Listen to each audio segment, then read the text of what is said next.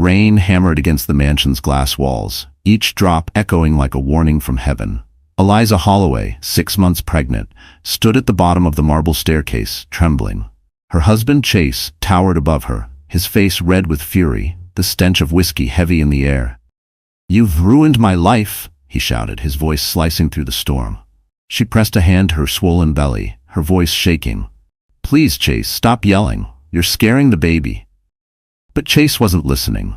He never really did. To the outside world, he was a polished millionaire, a real estate mogul adored by the press. Behind closed doors, he was something else entirely. Cruel, impatient, obsessed with control. Tonight, his temper had crossed the final line. Eliza had refused to sign papers giving him full control of their joint assets. He called it business. She called it betrayal. The argument turned brutal in seconds. He grabbed her arm, squeezing until she cried out. "You think you can leave me?" He spat, pushing her backward. Her foot slipped on the slick marble. The world tilted. For a heartbeat, silence, then the sickening thud of her body hitting the stairs. Her cry was drowned by thunder. A pool of blood spread beneath her, dark and growing. Chase froze, eyes wide, not from guilt, but fear. No, you can't die on me," he muttered, shaking her shoulder. Her lips moved, a whisper barely audible. "Our baby." Then her eyes closed. He stood there for a moment, breathing hard. Then something inside him snapped into cold calculation. He wiped his hands, straightened his shirt, and called his driver. "There was an accident," he said flatly. "Clean this up before the press finds out." Not once did he look back at his wife, lying motionless on the cold marble. When the ambulance arrived, Chase was gone. The paramedics found Eliza barely alive, pulse faint. One of them whispered, "If we don't get her to the hospital now, she'll lose both lives." They rushed her into the stormy night, sirens screaming through the city. At the hospital, the doctor's voice broke the silence. "We saved her, but the baby didn't make it." Eliza's heart shattered in that sterile room. Her entire body shook, not from pain, but from the realization that the man she loved had killed everything she held dear. And somewhere across the ocean, in a secluded estate in Switzerland, a phone rang in the middle of the night. An old man's trembling hand answered it. The voice on the other end whispered the words that would awaken a sleeping storm. "Sir, it's about your daughter." Bold cliffhanger. That was the night the world learned what happens when a monster hurts the wrong woman's child. The hospital smelled of antiseptic and sorrow. Machines beeped in slow rhythm beside Eliza's bed, each sound reminding her she was alive when her baby was not. The morning sun spilled through the blinds, painting her pale face in fragile light. Her hands, once trembling with hope, now lay motionless. When she tried to speak, only a broken whisper escaped. "My baby, is he gone?" The nurse avoided her gaze. "I'm sorry, Mrs. Holloway. We did everything we could." That name, Holloway, cut deeper than any wound. She wished she could rip it off her soul. Every breath felt like glass in her lungs. The doctor's words replayed in her head. "You survived, but the trauma was severe." She had bruises from her shoulders to her ribs, a fracture on her arm, and a heartbreak that medicine couldn't touch.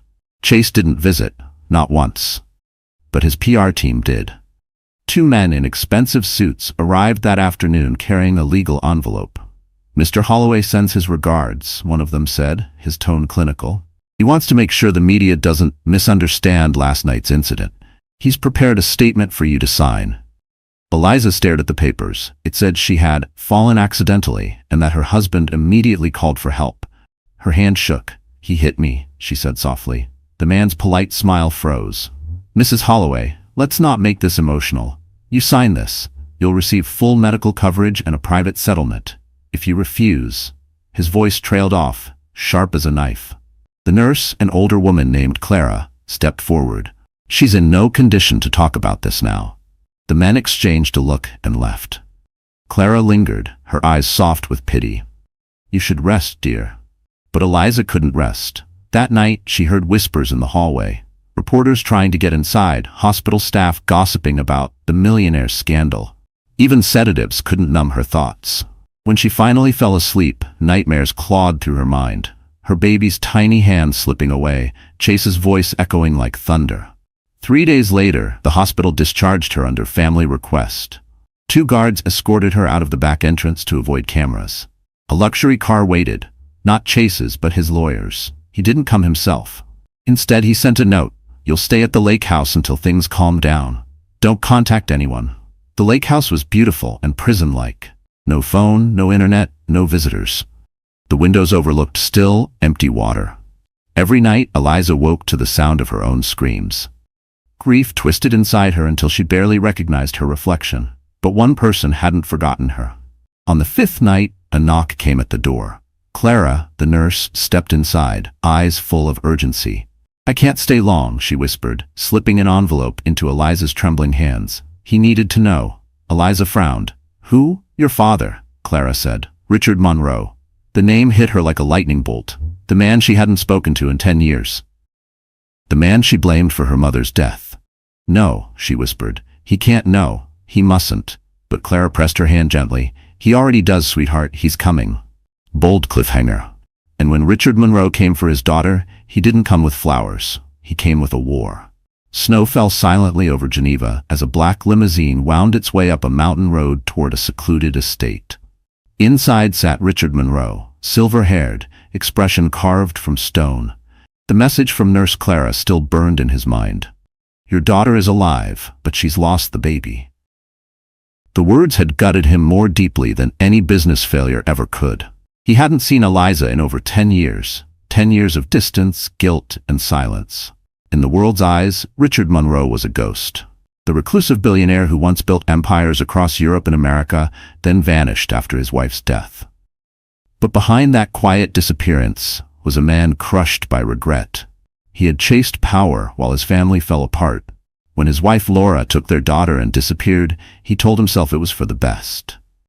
But hearing that Eliza had been beaten nearly to death shattered whatever peace he had left. The car pulled through the wrought iron gates of his mansion. His assistant, a calm woman named Evelyn, waited by the door. Sir, the investigation team has gathered everything you asked for, she said softly. Background on Chase Holloway. His company, assets, offshore accounts, everything. Richard nodded slowly. Good. And the girl? She's at the Holloway Lake House. He's keeping her isolated. No phone, no press contact. For the first time in years, his composure cracked. He's imprisoning her, he murmured, anger flickering beneath his calm. He turned toward the fireplace, staring into the flames. When I was her age, I thought power could protect the people I loved. I was wrong. This time, power will destroy the man who hurt her. Across the ocean, at that very moment, Chase Holloway sat in his penthouse giving a TV interview. He played the grieving husband, spinning lies about a tragic accident. The audience ate it up. My wife has been through so much, he said solemnly, pretending to wipe away a tear. All I want is her recovery. Cameras flashed, headlines blazed with sympathy. But the next morning, his assistant handed him a folder. Sir, a new investor just bought 11% of Holloway Developments. Chase smirked. Good, we need strong partners. The assistant hesitated. It's Monroe Holdings, sir. The name froze Chase mid-laugh. He leaned forward. Monroe as in Richard Monroe? Yes, sir. The billionaire. He's expanding his portfolio. Chase's eyes darkened. Find out everything about him. Meanwhile, back at the lake house, Eliza sat by the window watching snow fall into the still water. For days she'd refused food, refused to speak. Her body was healing, but her soul felt hollow. Then a small knock broke the silence. She opened the door and gasped. Evelyn stood there, calm but firm. Miss Monroe, she said softly, using the name Eliza hadn't heard in a decade. Your father sent me. He wants you home. Tears filled Eliza's eyes. I don't have a home, she whispered. Evelyn's gaze softened. You will, and the man who did this to you, he'll wish he never touched you. That night, a private jet waited at the nearby airstrip. As the engines roared to life, Eliza looked out the window, the lake shrinking beneath her. She wasn't ready for revenge, not yet. But somewhere deep inside, something began to stir. A spark of the Monroe blood she'd tried to deny. Bold cliffhanger. And when she finally stood beside her father again, the world would soon learn. No empire is strong enough to survive a father's wrath. The private jet landed in Boston under the veil of dawn. The runway was empty except for 2 black SUVs waiting beside a discreet hangar. Richard Monroe stepped out first, his tailored coat whipping in the wind.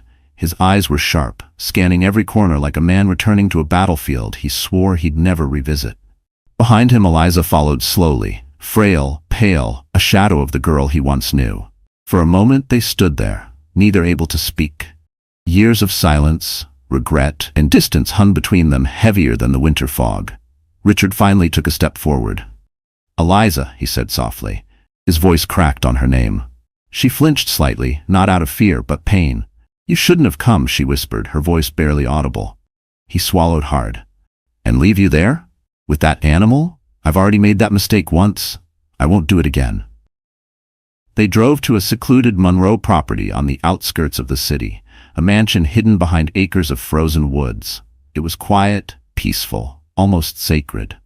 Inside, the warmth of the fire contrasted with the icy air of tension. Evelyn helped Eliza settle in, but she sat stiffly on the couch, her hands gripping the cup of tea like it was her last anchor to reality. Richard watched her from across the room. "You're safe now?" he said gently. She shook her head. "Safe? He'll find me. He always finds me. You don't understand, Dad. Chase doesn't forgive. He destroys." Richard's jaw tightened. Then he's about to learn what destruction really looks like. Her eyes filled with tears. "You think revenge will fix this? I lost my baby." The words tore out of her like glass. "I can't eat. I can't sleep. I can't breathe without hearing his voice." He walked to her slowly, sitting beside her. "I know I wasn't there when you needed me. I failed your mother, and I failed you. But this—" he reached for her trembling hands. "This is my chance to make it right." Eliza looked at him through tears. "You don't even know who he is." "Oh, I know," Richard said quietly. "I've read every file, every transaction, every lie. I know he's laundering money through shell companies. I know he bribed officials. And I know he made you sign those fake accident papers." Her lips parted in shock. "How? How did you get all that?" He smiled faintly. "The world thinks I disappeared. They forget. Ghosts can move unseen." That night, while Eliza slept for the first time in days, Richard stood alone in his study. The room was lined with monitors and files. Photos of Chase appeared on the screens. Business meetings, parties, even secret dinners with his mistress. A man like him thought he was untouchable. Richard intended to prove him wrong. He picked up the phone and dialed. "Evelyn," he said, his tone steel. "Activate Project Aegis. I want full surveillance on Holloway developments and discreetly acquire all his outstanding debts. By the time he wakes up, I want his empire under my thumb." Evelyn's calm voice replied, "Understood, sir." As he hung up, Richard glanced toward the window where the snow was falling harder now, burying everything in white. "You wanted war, Chase," he murmured. "You just declared it." Bold cliffhanger. By sunrise, the man who destroyed Eliza's life would realize he just sold his soul to her father. Chase Holloway woke up in his penthouse to the sound of city sirens and the flash of cameras outside. For days, gossip columns had been buzzing about the accident involving his wife. His PR team had spun the story perfectly. He was the heartbroken husband, the victim of tragedy. Public sympathy flooded in. Stock prices soared. To the world, he was still the golden boy of Boston's elite. He poured himself a glass of whiskey, scrolling through the morning headlines. "Tragic fall leaves millionaire's wife in recovery." Another article read, "Business titan stands by his beloved wife." He smirked. "Beloved," he muttered, "if only they knew." The doorbell rang. His assistant, Nolan, hurried in with a tablet. "Sir, something strange came up this morning. A private fund just purchased 30% of your company's outstanding shares under the name Aegis Capital." Chase frowned. "Never heard of them. Who's behind it?" "Can't tell. They're using offshore accounts. Cayman, Luxembourg, Singapore. All clean, but efficient." Chase leaned back in his chair. "Find out who they are. No one moves in on me without paying." But even as he spoke, his phone buzzed. A message from an unknown number appeared. "Nice empire. Shame how fragile it is." Attached was a photo, his mistress, Vanessa, leaving his penthouse at midnight, followed by another image of a suitcase filled with cash. Chase's blood ran cold. Someone was watching him. He looked up sharply. "Who leaked this?" Nolan hesitated. "We don't know, sir. But if this gets out—" Chase slammed his fist on the desk. "It won't. Handle it." Meanwhile, across town, Richard Monroe sat in his study, watching the same images appear on his monitor. His network of investigators worked with surgical precision. Every scandal, every secret, exposed piece by piece. "Let him sweat," Richard murmured. "Fear will make him careless." At that same moment, Eliza sat by the fireplace in her father's mansion, wrapped in a blanket. Evelyn joined her quietly. "You should eat something," she said gently. Eliza stared into the flames. "He's probably on television right now, pretending to mourn me." Evelyn hesitated, then handed her a tablet. "You should see this." On the screen played a clip from a live news broadcast. Chase, standing before cameras, somber and composed.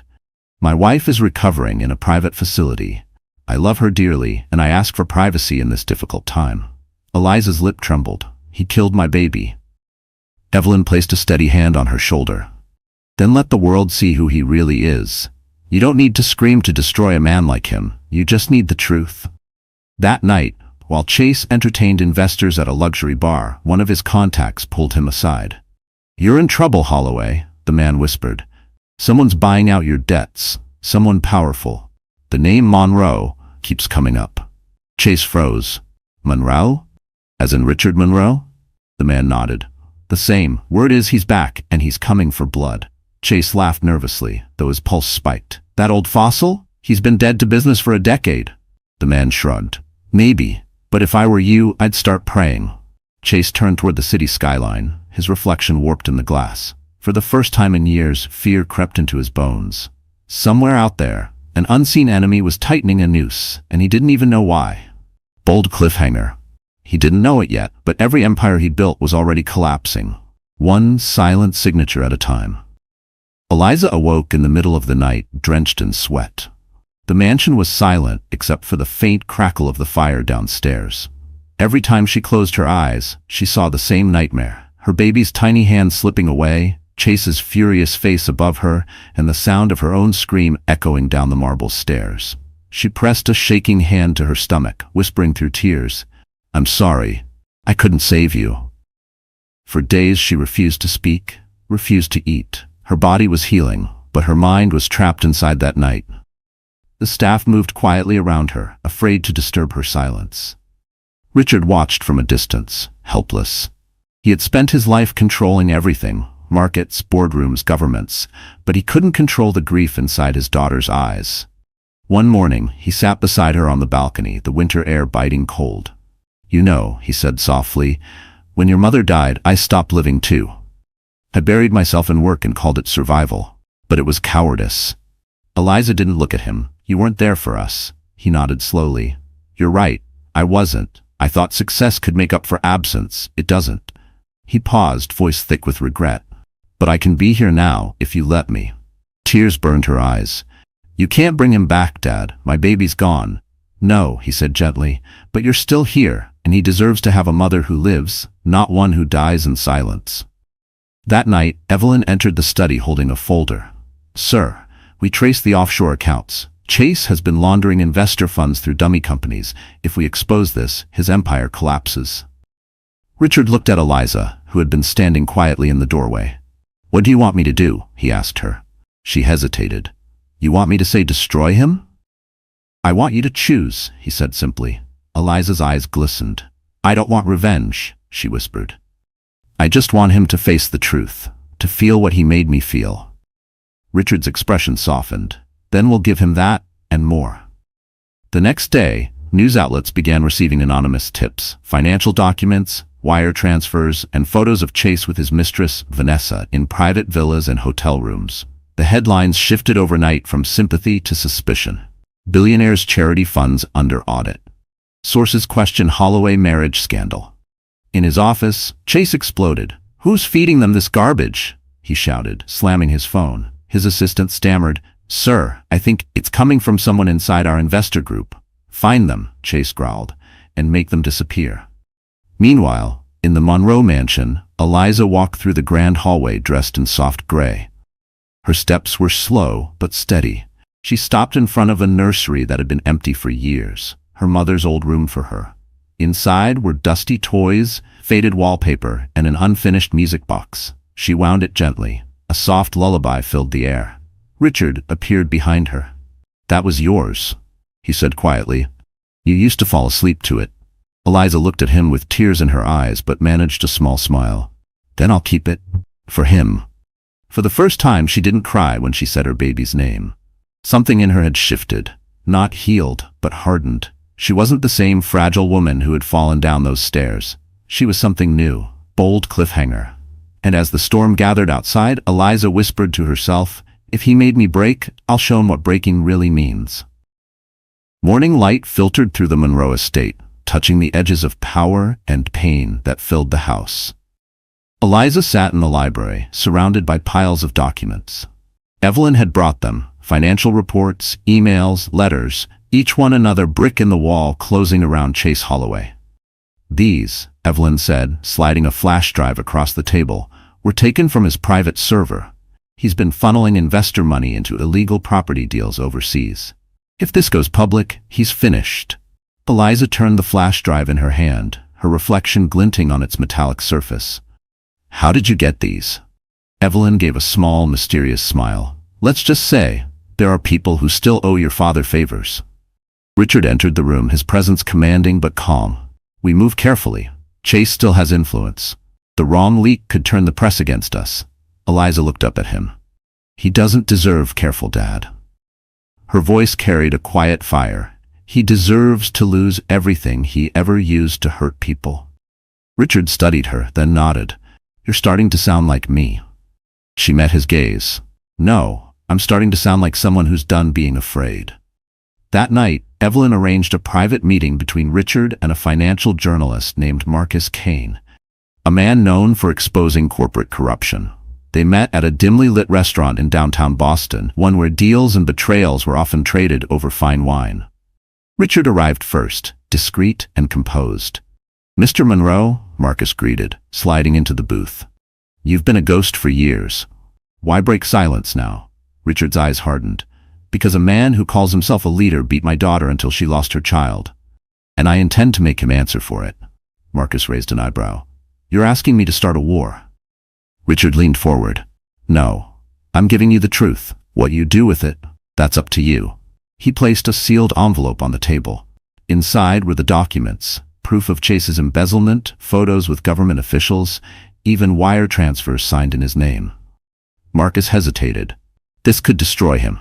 "That's the point," Richard replied, "but publish only after I tell you. There's one more piece missing." The next morning, Eliza walked into the study holding her phone. "You said you had everything," she said to Evelyn. "But there's something you don't know." She opened a video file. It was grainy, but the sound was unmistakable. Chase's voice, shouting, the thud of impact, and her own scream. The timestamp showed the night she lost her baby. Evelyn gasped softly. "Where did you?" "It was on our home security system," Eliza whispered. "He thought he deleted it, but the backup uploaded to the cloud automatically." Richard froze. For a long moment, no one spoke. Then he said, "Eliza, this is the evidence we needed. This will end him completely." She stared at the screen, trembling but resolute. "No, Dad, it's not just evidence, it's my voice, my pain, and I'll be the one to show the world." Richard's expression softened, pride and sorrow blending in his eyes. "Then we'll do it your way." That evening, under the silver light of the moon, Eliza stood by the window, watching the snow fall again. But this time she didn't feel cold. She felt power humming quietly beneath her grief, a strength born from survival. Bold cliffhanger. Tomorrow the world would hear her scream, not as a victim, but as the beginning of Chase Holloway's end. It was the night Boston society gathered for the annual Crescent Foundation Gala, a glittering event filled with diamond smiles, champagne flutes, and whispered scandals.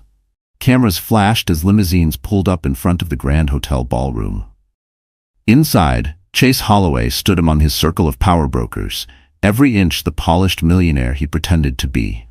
He laughed, shook hands, and pretended not to notice the growing rumors swirling around him. To the world, he was still the successful, grieving husband. But tonight, he would learn that ghosts don't always stay buried. Across the city, Eliza stood in front of a mirror in her father's suite. The transformation was almost unreal. Gone was the fragile, broken woman from the hospital. In her place stood someone stronger. Her hair swept back, her makeup subtle but striking, and her gown a deep shade of crimson that caught the light like liquid fire. Evelyn zipped up the dress, whispering, "You don't have to do this tonight." Eliza met her eyes through the mirror. "Yes, I do. He took everything from me. Tonight I take back my name." Richard entered quietly. For a moment, he simply looked at her, pride and sorrow etched into his features. "You remind me of your mother," he said softly. She had that same fire when she walked into a room. Eliza smiled faintly. Then let's finish what he started. The black car arrived at the gala entrance, just as the orchestra began playing. Heads turned as the red-dressed woman stepped out, her diamond earrings catching the light. A murmur rippled through the crowd. Is that Eliza Holloway? I thought she was dead, she finished with a calm smile as she passed them, her heels clicking on marble. Across the room, Chase froze mid-conversation. For a second, his mask cracked. His face went pale. Impossible, he whispered. Vanessa, his mistress, touched his arm nervously. What's wrong? But Chase didn't answer. His eyes were locked on the figure moving toward him with slow, deliberate grace. Every camera in the ballroom turned as Eliza stopped just a few feet away. Hello, Chase, she said, her voice steady, almost gentle. He stammered. Eliza, how you… Oh, relax, she interrupted. I'm not here to haunt you. I'm here to thank you. The crowd went silent. Chase forced a smile for the photographers. My wife, my ex-wife, has been through so much. I'm glad she's recovered. Eliza leaned in, her whisper icy. Recovered? You'll wish I hadn't. Then she turned toward the cameras, her expression soft but confident. I just wanted to share how grateful I am to the Crescent Foundation for supporting women recovering from domestic violence. Sometimes survival is the most powerful revenge. Gasps rippled through the audience. Reporters' phones lit up like wildfire. Chase's smile faltered. His hand trembled slightly as he raised his glass, trying to laugh it off. But across the room, Richard watched with cold satisfaction as the whispers turned into headlines in real time. Vanessa tugged at Chase's arm. People are staring, let's go. But before they could move, a journalist approached, microphone ready. Mr. Holloway, any comment on the accusations of abuse? Chase's world began to tilt. Accusations? He barked, but his voice cracked. Cameras flashed. Eliza met his eyes one last time, then turned away, the crowd parting for her like waves. Outside, snow fell softly as she stepped into her father's waiting car. Her pulse was steady, her heart lighter than it had been in months. Bold cliffhanger. Inside the gala, Chase's phone buzzed. A video message had gone viral. His own voice, her scream, the truth. And it had only just begun. The next morning, Boston woke up to chaos. The video had exploded across every platform, millions of views overnight. It was grainy, but unmistakable. Chase Holloway's voice echoed through speakers around the world. You think you can leave me? Then the sound of a slap, a thud, and Eliza's terrified scream. News anchors called it the most shocking domestic scandal of the decade. Social media was a storm of outrage. Sponsors pulled their contracts, investors panicked. And in the Holloway penthouse, the man who once ruled Boston's skyline watched his empire crumble in real time. Chase hurled his phone across the room. It shattered against the wall. Who leaked it? He bellowed. Vanessa stood trembling near the window, pale as snow. Chase, I don't know. Maybe the security company. Don't lie to me, he roared, grabbing her wrist. She cried out, pulling away. You're hurting me. That stopped him cold. For a split second, he saw himself reflected in her fear and realized he had become everything he once swore he wasn't. But the moment passed. He let go, his voice dropping to a deadly calm. Get out. Chase, please. I said get out, he shouted, and Vanessa fled, sobbing, down the hall. Across town, at the Monroe estate, Eliza sat with her father, watching the news. The anchor's voice was steady but sharp. Sources confirm the video was authenticated by digital forensics. Authorities are reopening the investigation into the Holloway domestic abuse case. Eliza's hands shook as she turned to Richard. It's out. Everyone knows. Richard nodded slowly. Now the law will do what I couldn't. Evelyn entered the room with a calm smile. The board of Holloway Developments has called an emergency meeting. Most of his partners are abandoning him. Some are even filing lawsuits. Eliza leaned back in her chair, exhaling for what felt like the first time in years. It's over, she whispered. But Richard's eyes remained sharp. No, sweetheart. It's only over when you walk into that courtroom and take back your voice. Meanwhile, Chase's lawyer tried to spin the story. At a press conference, he claimed the video was fabricated, a digital deepfake, but reporters weren't buying it. The internet was ruthless. Every frame of the video had been analyzed by experts. Every audio pattern matched Chase's voice exactly. By nightfall, the police had arrived at his penthouse with a warrant for questioning. Paparazzi swarmed as he was escorted into a waiting car. Cameras flashed like lightning. For the first time in his life, Chase looked small, just another man brought down by his own arrogance. Inside the interrogation room, his lawyer whispered, "Don't speak without me." But Chase wasn't listening. His mind kept replaying Eliza's face at the gala, calm and unafraid. He slammed his fists on the table. "She did this to me," he shouted. The detective across from him replied coolly, "No, Mr. Holloway, you did this to yourself." That same night, Eliza walked out into the snowy garden of her father's mansion. The wind was sharp, but she didn't feel it. She looked up at the stars, whispering softly, "It's done, little one. He can't hurt us anymore." Richard stepped outside beside her. "You did what few people have the strength to do, Eliza. You faced your monster in the light." She turned to him, tears glimmering but no longer weak. "Then maybe it's time to start living again." Bold cliffhanger. But just as peace seemed near, Evelyn rushed out with breaking news. Chase Holloway had vanished from police custody.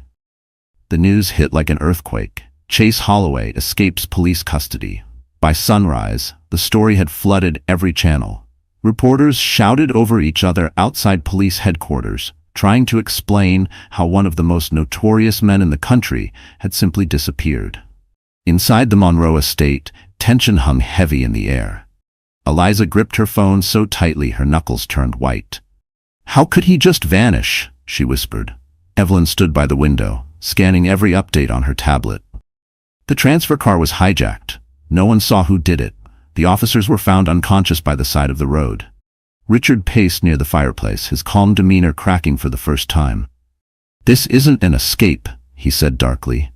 "It's a cover-up. Someone helped him." Eliza's heartbeat thundered in her ears. "What if he comes here, Dad?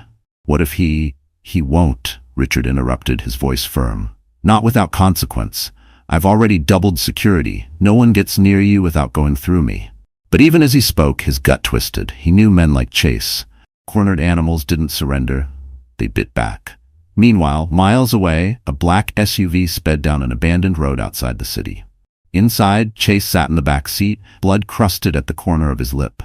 A man in a dark coat drove silently. "You'll be safe in the cabin," the driver muttered. "No one knows it exists." Chase stared out the window, his mind a storm.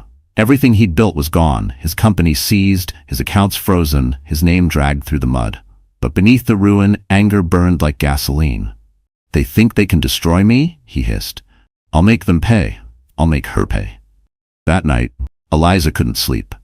The mansion felt colder, quieter, as if something unseen was drawing near. She sat at her desk, flipping through old photos, the wedding, the trips, the fake smiles. For a moment, she almost pitied the man she once loved. Almost. A faint creak sounded from the hall. She froze. "Dad," she called out softly. No answer. Her pulse quickened.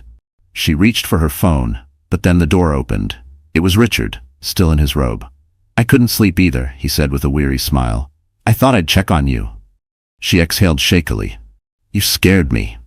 He walked closer, resting a hand on her shoulder. "That's exactly what he used to do, didn't he? Keep you scared." Tears welled in her eyes. "Not anymore." Downstairs, Evelyn took a late call from the private investigator. Her face paled as she listened. "Are you sure?" she whispered. "When?" She hung up and ran to Richard's study. "Sir, the cabin where Chase was hiding, it burned down an hour ago, completely destroyed." Richard frowned. "Was he?" "They found 2 bodies inside," she said, "but they were too badly burned to identify." Eliza appeared in the doorway. "2 bodies," she repeated softly. Evelyn nodded. "The police think one was Chase." Eliza stood still for a long time. "Think," she echoed. "Not know." Richard looked at his daughter. "We'll find out. But for now, it's over." That night, as snow fell over the charred remains of the cabin, a shadow moved between the trees, a man with burns across his face, limping but alive. He looked back once toward the flames, then disappeared into the darkness. Bold cliffhanger. And miles away, Eliza's phone buzzed on her nightstand. A text from an unknown number. "You think I'm gone? You should know by now. Eliza, I never fall that easy." Eliza stared at the glowing screen, her breath catching in her throat. The message was short, cruel, and unmistakably him. "You think I'm gone? You should know by now, Eliza. I never fall that easy." Her fingers trembled as she reread the words. For a moment the room seemed to tilt, the air too thin, her heartbeat too loud. "Dad!" she cried out, her voice breaking the silence. Within seconds, Richard and Evelyn were in the room. "What happened?" Richard demanded. She handed him the phone. His jaw clenched as he read the text. "How old is this number?" Evelyn asked quickly. "It just came through," Eliza whispered. "Less than a minute ago." Richard's voice turned cold, professional, the voice of a man who'd once controlled entire markets with a sentence. "Trace it," he ordered. Evelyn was already on her tablet, fingers flying. After a moment, she said, "It was sent through a proxy server. The signal bounced through 3 countries, but the original tower—" She paused, her eyes widening. "It's local, less than 20 miles away." Eliza's knees weakened. "He's here," she whispered. Richard placed a hand on her shoulder, steady but firm. "He wants you afraid. That's his only weapon left." But fear wasn't the only thing spreading. Within hours, the media picked up rumors that Chase had survived the fire. Some called it a hoax, others called it a cover-up. Headlines screamed, "Dead or alive, the Millionaire monster mystery."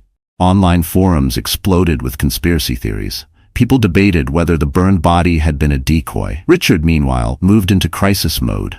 The Monroe estate became a fortress. Private security patrolling the grounds, cameras installed at every corner, vehicles checked before they left the property.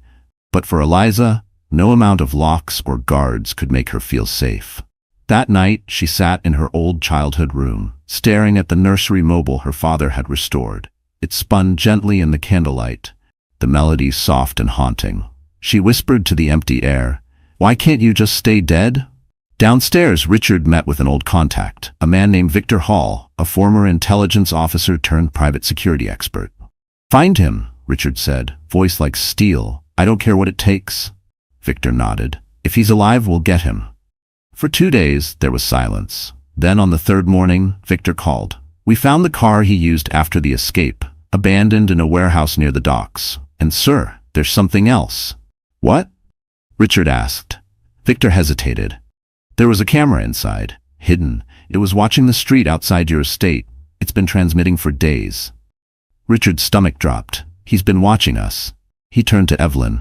"Shut down every line of communication. No calls, no emails, nothing unencrypted. If he's watching, we cut him off completely." Meanwhile, Eliza tried to hold herself together. She spent hours writing in her journal, trying to make sense of her pain. But that evening, when she went to her window, she saw something that froze her blood, a single white rose lying on the garden path below. Chase's signature gesture, the same flower he used to bring after every fight. Her breath hitched. "Dad!" she shouted again. By the time Richard reached her side, the rose was already gone, carried away by the wind. Richard's eyes darkened. "He's playing with us, but he's forgetting one thing." Eliza turned to him, tears trembling in her eyes. "What's that?" "That I don't play fair." Bold cliffhanger. And as lightning cracked across the sky, Richard picked up the phone, calling someone from a past life, a man known only by one name, the cleaner. The next morning broke gray and tense over the Monroe estate. A storm was brewing over Boston Bay, clouds swirling like ash across the horizon. Inside the mansion, the atmosphere was no less charged. Richard stood by the window, phone pressed to his ear. "I need you here today," he said quietly. "It's personal."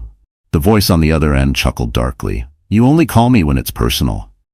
"Then you know it's serious," Richard replied and hung up. Hours later, a black motorcycle stopped at the front gate. The man who stepped off it was tall, lean, and carried the stillness of someone who had seen too much. His name was Kellen Pierce, though few used it. In certain circles, he was known only as the cleaner. A man who could erase problems without leaving a trace. Evelyn opened the door for him. "Mr. Monroe is expecting you," she said. Kellen nodded, removing his gloves as he entered. When he stepped into the study, Richard was waiting by the fire. "It's been a long time," Kellen said with a faint smirk. "Too long," Richard replied. "You still charge double?" "For you, triple," Kellen said, half joking. Richard poured him a glass of whiskey. "I need eyes on Chase Holloway. He's alive, dangerous, and he's coming for my daughter." Kellen's expression turned serious. "You're sure he's alive?" Richard handed him a photo, the text Eliza had received, the timestamp, the trace report. "He's not just alive, he's nearby." Kellen studied the photo for a moment, then nodded. "All right, give me 48 hours. As he left, Eliza was coming down the stairs. Their eyes met briefly. "Who is he?" she asked. Richard hesitated. "Someone who specializes in cleaning up messes no one else can handle." Eliza frowned. "What kind of mess, Dad?" He looked at her gravely. "The kind that bleeds." That night, rain poured over the city. Kellen moved like a shadow through the docks, checking the warehouse where Chase's abandoned car had been found. Inside, everything smelled of smoke and salt.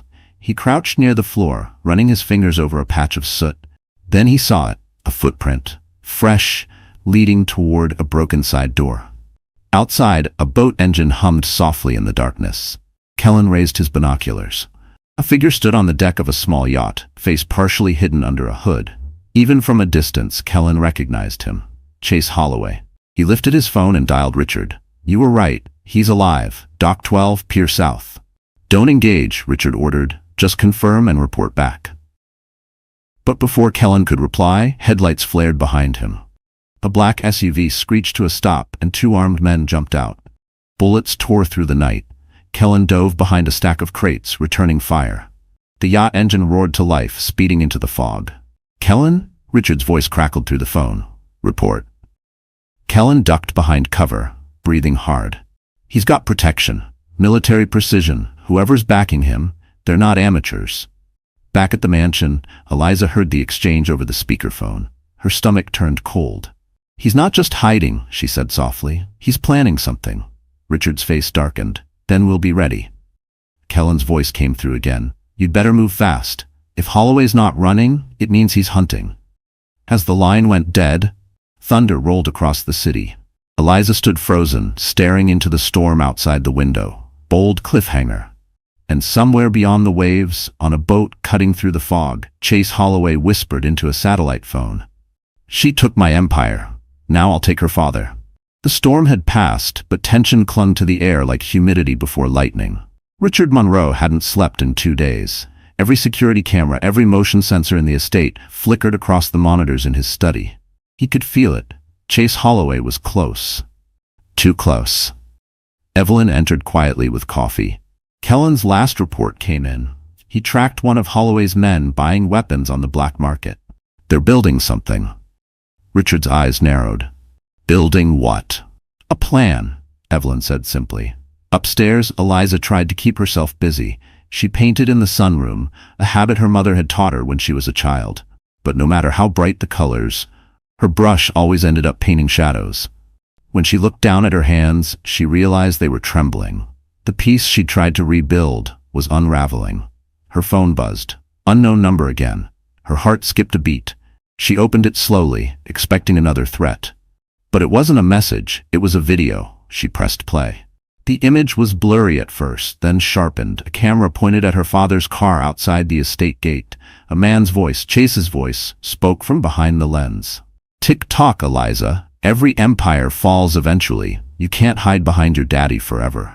The video ended with a single frame, a white rose taped to the car's windshield. Her body went cold. "Dad," she screamed, running down the hall. Richard appeared instantly, Kellen right behind him. She handed him the phone, her voice shaking. "He's watching us again." Kellen examined the footage. "It's new, less than an hour old." Richard's jaw tightened. "He's escalating. He wants us scared before he moves." But Kellen wasn't convinced. "No, this isn't intimidation, it's strategy. He's testing your security." Evelyn, who had been silent until now, spoke up. "We can't keep waiting for him to strike. We hit first." Richard looked at her. "What are you suggesting?" "Bait," she said simply. "Use what he wants most, Eliza. Make him come to us." Eliza's eyes widened. "You want to use me as bait?" "It's dangerous," Richard warned. "I don't care," Eliza said, her voice steady. "I'm done hiding. I survived him once, I'll survive him again." Richard saw the fire in her eyes and reluctantly nodded. "If we do this, we do it my way. Controlled. Safe." That night, the plan was set.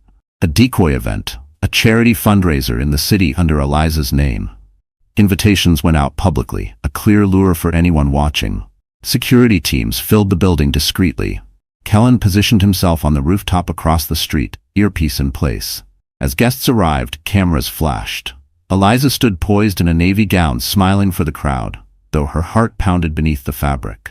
Richard watched from the control room, eyes fixed on every monitor. Then, in the middle of the event, one camera feed flickered, just for a second. Then another. then 3. "Kellen?" Richard barked through the radio. "I see it," Kellen replied. "He's here." On the mezzanine above, a man in a waiter's uniform slipped through the shadows, moving toward Eliza. He stopped 5 feet away, a tray trembling slightly in his hand. Their eyes met, and for the briefest moment she thought she recognized him. Then he smiled. A cruel, familiar smile. "Eliza," he whispered, setting down the tray. "Did you miss me?" The guards moved instantly, but Chase was faster. He shoved the tray into one of them, drawing a knife from his sleeve. Panic erupted. Guests screamed. Kellen sprinted from the rooftop, shouting into his comm, "He's got her! Move now!" Bold cliffhanger. And as chaos engulfed the ballroom, Chase's voice cut through the screams.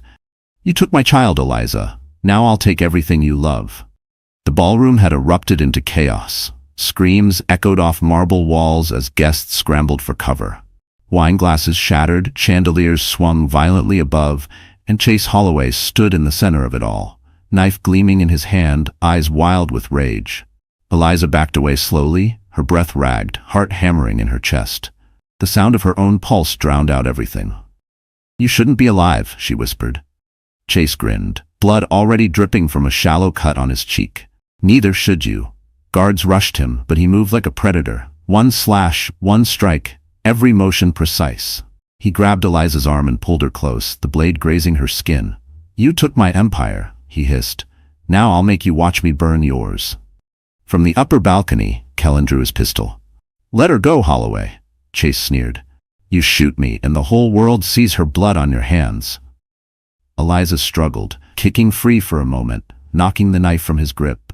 It clattered across the floor. Kellen fired. One clean shot that shattered the champagne tower behind Chase. Glass rained down like diamonds as chaos swallowed the room. "Move!" Richard's voice barked through the comms. His men swarmed in, forcing the guests toward the exits. Evelyn appeared from the side corridor, shouting, "This way!" But Chase wasn't finished. He lunged toward Eliza again, grabbing a shard of glass. "You think this ends tonight?" he growled. "It never ends, Eliza." She stared into his eyes and for a split second saw the man she once loved, then remembered the bruises, the screams, the loss. "Yes," she said softly. "It does." She swung the metal tray beside her, striking him across the face. The impact sent him sprawling onto the floor. Kellen rushed forward, pinning him down while 2 guards restrained him. The knife skidded across the floor and landed near Richard's feet as he entered. The music had stopped. The only sound was Chase's ragged breathing. Blood trickled from his temple, but his smile never faded. "You think you've won?" he rasped. "You have no idea who I work for." Richard's eyes darkened. "You're finished, Holloway. You'll spend the rest of your life behind bars." Chase laughed, a broken, eerie sound. "You think I built my empire alone? There are others, bigger than me. And they're already coming." Kellen pressed the muzzle of his gun against Chase's head. "Name them." But Chase only smirked. Too late. Before anyone could react, he slammed his head backward against the floor, hard enough to draw blood, and bit down, a tiny capsule hidden in his molar. Within seconds, foam bubbled at his lips. His body convulsed violently. "Poison," Evelyn shouted. "He's taking something." Eliza fell to her knees beside him. "No, no," Richard pulled her back. "Don't touch him." Chase's eyes rolled back, his last breath leaving as a gurgle. For a long moment, no one moved. The world seemed frozen. Then, slowly, the life drained from his face. Eliza stared down at the man who had destroyed her life, who had taken her child, and for the first time she felt nothing. No hatred, no satisfaction, just silence. The police arrived minutes later, the ballroom still covered in glass and blood. Reporters swarmed outside. Kellen looked at Richard grimly. "It's over." Richard shook his head. "No, it's not. You heard him. There are others." Eliza rose slowly, her voice calm but certain. "Then we find them. All of them." Bold cliffhanger. And as Chase's lifeless body was carried away, a phone buzzed in his pocket, an encrypted message flashing one line, "Phase 2, Target Monroe." The ballroom was still soaked in chaos, hours after Chase Holloway's death. Police sirens wailed outside as reporters screamed for statements, flashes of cameras cutting through the night like lightning. Inside, Eliza sat wrapped in a blanket, staring at the floor. She should have felt relief, but instead she felt a deep, unshakable dread. Evelyn handed Richard a phone, sealed in a clear evidence bag. "It was in Holloway's pocket," she said quietly. There's a message that came in after he died. Richard frowned. The screen flickered with encrypted text. Only one sentence glowed red across the display. Phase 2, Target Monroe. Kellen leaned closer. That means there's a second operation. Someone else is pulling the strings. Richard's expression hardened. Then we smoke them out before they make a move. Outside, police lights painted the snow red and blue. The detective in charge, a sharp-eyed woman named Detective Rivera, approached Richard. Mr. Monroe, we need your official statement. Holloway's death looks self-inflicted, but that message. It means we're dealing with something bigger, Richard cut in. Handle your investigation. We'll handle ours. Rivera frowned. This isn't a private war, Mr. Monroe. Richard's voice was low, dangerous. It became one the moment he laid a hand on my daughter. She studied him for a moment before sighing. Fine. But be careful. Men like him don't die alone. They take others down with them. Back at the estate, tension returned like a shadow that refused to leave. The team analyzed every piece of Holloway's digital trail. Evelyn sat at the main console, decoding files from his encrypted server. There's something here, she murmured. A list of offshore accounts, shell companies, most of them dead ends. But look at this name. She zoomed in. Eliza read it aloud. Vanguard Solutions? Kellen's head snapped up. That's not a company. It's a private security network. Ex-military, high clearance, dirty contracts. If they're involved, we've got a problem. Richard's jaw tightened. How deep? Kellen exhaled. Deep enough to disappear governments. For a moment, silence filled the room. Then Richard straightened. We bring the fight to them. Evelyn, track any movement connected to Vanguard. Kellen, get me names. Eliza, still sitting by the fire, spoke softly. Dad? Maybe we should stop. Chase is dead. Isn't that enough? Richard turned to her, his expression filled with something between love and fury. Enough? He tried to kill you, Eliza, and now someone else wants to finish what he started. She met his gaze, tears threatening to fall. But if you keep fighting them, you'll become what he was, a man who only knows how to destroy. For a moment, her words broke through the steel in his eyes. I'm doing this to protect you, he said quietly. I don't want revenge anymore, she whispered. I just want peace. Before Richard could answer, alarms blared through the mansion. Red lights flashed across the monitors. Evelyn's fingers flew across the keyboard. Motion sensors triggered. Eastgate perimeter. Kellen grabbed his gun. They've found us. Security feeds showed black SUVs approaching through the forest road. Armed men dressed in tactical gear poured out, moving with military precision. Richard turned to his daughter. Get her to the panic room, now. Kellen pulled Eliza by the arm. Go. She looked back just as Richard opened a drawer and retrieved an old revolver. His voice was calm, steady. They want a war, he murmured. They just got one. Outside, thunder rumbled again as the first shots rang out, echoing through the cold night. Bold cliffhanger. And as the gunfire drew closer, one masked soldier lifted his visor, revealing a face Eliza knew all too well. Vanessa, she gasped, you? Snow fell in heavy flakes as the Monroe estate erupted in chaos. Gunfire cracked through the night, echoing off the stone walls. Floodlights swept across the property as security forces returned fire from the balconies. Inside, Eliza's pulse thundered in her ears as Kellen pulled her down a hallway toward the hidden panic room beneath the study. Keep your head down, he barked, gripping her hand tightly. Behind them, Evelyn's voice came through the earpiece, tense but focused. We've lost the north cameras. They've breached the perimeter. Eliza turned, just in time to see one of the masked soldiers step into view, tall, agile, eyes burning with something more than anger. And then, as a bullet shattered the window beside them, the soldier ripped off her mask. It was Vanessa. Eliza froze. You. Vanessa smirked, lowering her weapon slightly. Miss me, sweetheart? Kellen aimed his gun, fury flashing across his face. Drop it. But Vanessa only laughed. Relax, soldier, I'm not here for her. She pointed toward the east wing. I'm here for him, Richard Monroe. Eliza's breath caught. You're working with Vanguard? Vanessa's eyes gleamed. Oh, darling, I'm not working with them. I am them. Kellen moved closer, his voice sharp. You were Holloway's pawn. She smiled coldly. No, I was his partner. Chase wanted power. I wanted control. His death was inconvenient but not unexpected. Richard's voice suddenly came through Kellen's comm. Get Eliza out, now. But before they could move, Vanessa pulled the trigger. The bullet struck the wall inches from Eliza's head. No one leaves until I get what I came for, she hissed. Richard burst into the corridor, revolver in hand. Looking for me? He said coolly. Vanessa turned slowly, her grin widening. There you are, old man, the legend himself. I don't deal with traitors, Richard said. You should, she replied. Because one of them built your empire. Vanguard didn't just appear, Richard. You created us. His expression didn't change, but Eliza saw it, the flicker of guilt. Vanessa took a step forward. 20 years ago, your company funded private operations overseas. Vanguard was your shadow. When you walked away, we didn't die. We evolved, and now we own everything you left behind. Richard's jaw tightened. And Holloway? Was our puppet, Vanessa said simply. The perfect distraction. While you were busy mourning your daughter's tragedy, we were moving in on your assets. Kellen fired first. The bullet grazed Vanessa's shoulder, sending her stumbling. Richard grabbed Eliza, pulling her toward the staircase. Move! But Vanessa's laughter echoed through the hall, chilling and triumphant. Run all you want, Richard. You can't outrun your own sins. They reached the panic room door, Evelyn already inside, working on the control panel. 10 seconds to lock, she shouted. Richard shoved Eliza through. Go! But before he could follow, Vanessa appeared again, blood seeping through her sleeve. She raised her gun, aiming squarely at him. Goodbye, Monroe. Kellen dove between them, taking the shot. The bullet hit his shoulder, and he went down with a groan. Richard spun and fired back. Once, twice. Vanessa staggered, clutching her side, her weapon falling from her grasp.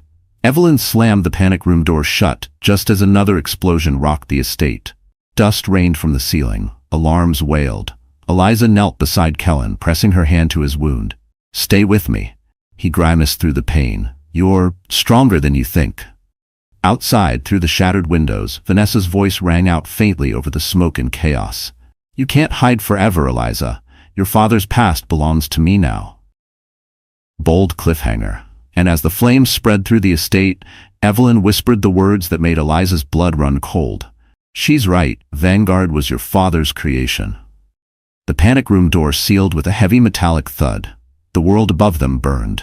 Smoke drifted through the air vents, and the rumble of distant gunfire shook the floor. Eliza crouched beside Kellen, her hands stained with his blood. You're losing too much, she whispered, pressing harder on his wound. Kellen gritted his teeth. I've had worse. He tried to smile, but his face was pale. Evelyn worked frantically at the control console, pulling up surveillance feeds. The main floor's gone, she muttered. Half the security team's down. Vanessa's regrouping outside with Vanguard forces. We've got maybe 15 minutes before they breach again. Eliza turned to her father. Tell me what she meant, Dad. About Vanguard. About you. Richard stood in the center of the room, silent, the glow of emergency lights casting deep shadows across his face. Now's not the time, he said quietly. Yes, it is, Eliza's voice cracked. You've been hiding things since this started. You knew about her. You knew about all of it. He met her gaze, eyes filled with the kind of pain that only comes from decades of guilt. When I built Monroe Global, we were expanding into defense contracts. Vanguard was supposed to be a small private arm, just intelligence work, security detail, nothing more. But power breeds monsters. They became something darker. When your mother found out, she begged me to shut it down. I didn't, and that decision destroyed everything. Eliza shook her head, tears slipping down her cheeks. So this entire nightmare is because of you? Richard's jaw tightened. Yes, because of me. Kellen coughed weakly. We can argue about blame later. Right now, we need a way out. Evelyn turned from the screens. We can't escape by road. They've blocked every route. But there's a maintenance tunnel beneath the east wing. It leads to the old train line. Richard nodded. Good. We'll move in 5 minutes. Eliza stood, still trembling. And then what? Run for the rest of our lives? He stepped closer, placing his hand gently on her shoulder. No, we end it. This doesn't stop until Vanguard is gone. Kellen forced himself upright, blood still seeping through his shirt. You'll need evidence, real proof they exist. Evelyn nodded.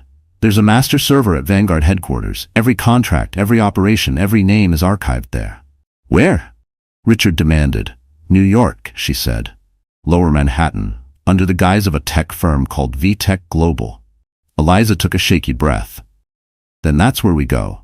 Before anyone could respond, the monitors flickered. Vanessa appeared on the screen, bloodied but smirking. You can't hide forever, Richard. You built this kingdom of lies, and now I'm taking the throne. Enjoy your little hole in the ground while it lasts. The feed cut to black. A timer flashed on the corner of the screen. Evelyn's voice dropped. She set charges in the foundation.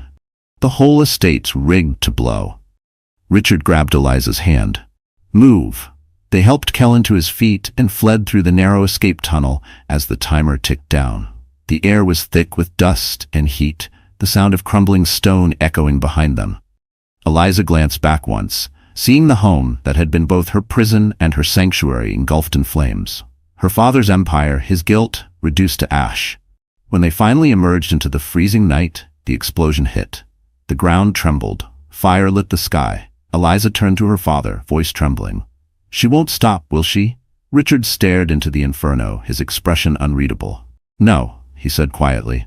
Because she's still playing my game. Bold cliffhanger. And as the smoke rose behind them, a message pinged on Evelyn's tablet, a live GPS signal from New York. Vanessa was already waiting. The skyline of New York City glimmered like a field of broken glass as the black SUV sped through the night. Inside, tension filled the air. Richard sat in the front seat, silent, his eyes fixed on the horizon.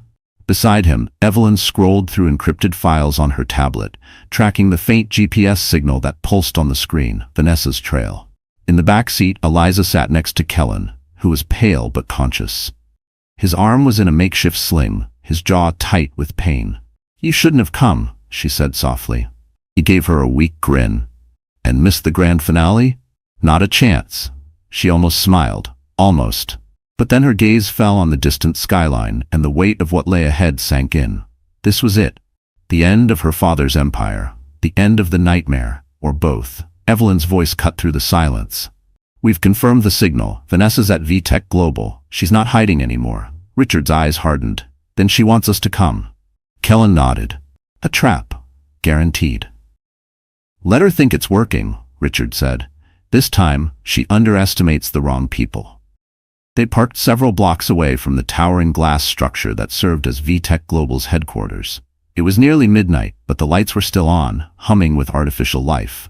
The company's logo, a sharp V inside a circle, glowed like a beacon above the entrance.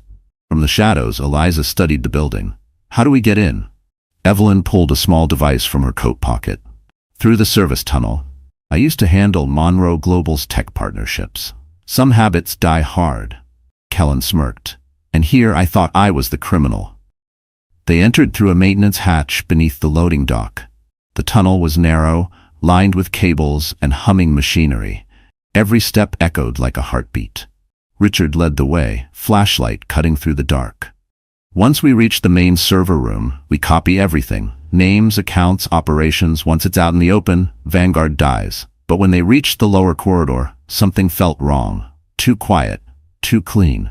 Kellen held up his hand. Wait. He crouched near the wall, spotting a thin wire across the floor. Trip sensor. They knew we'd come.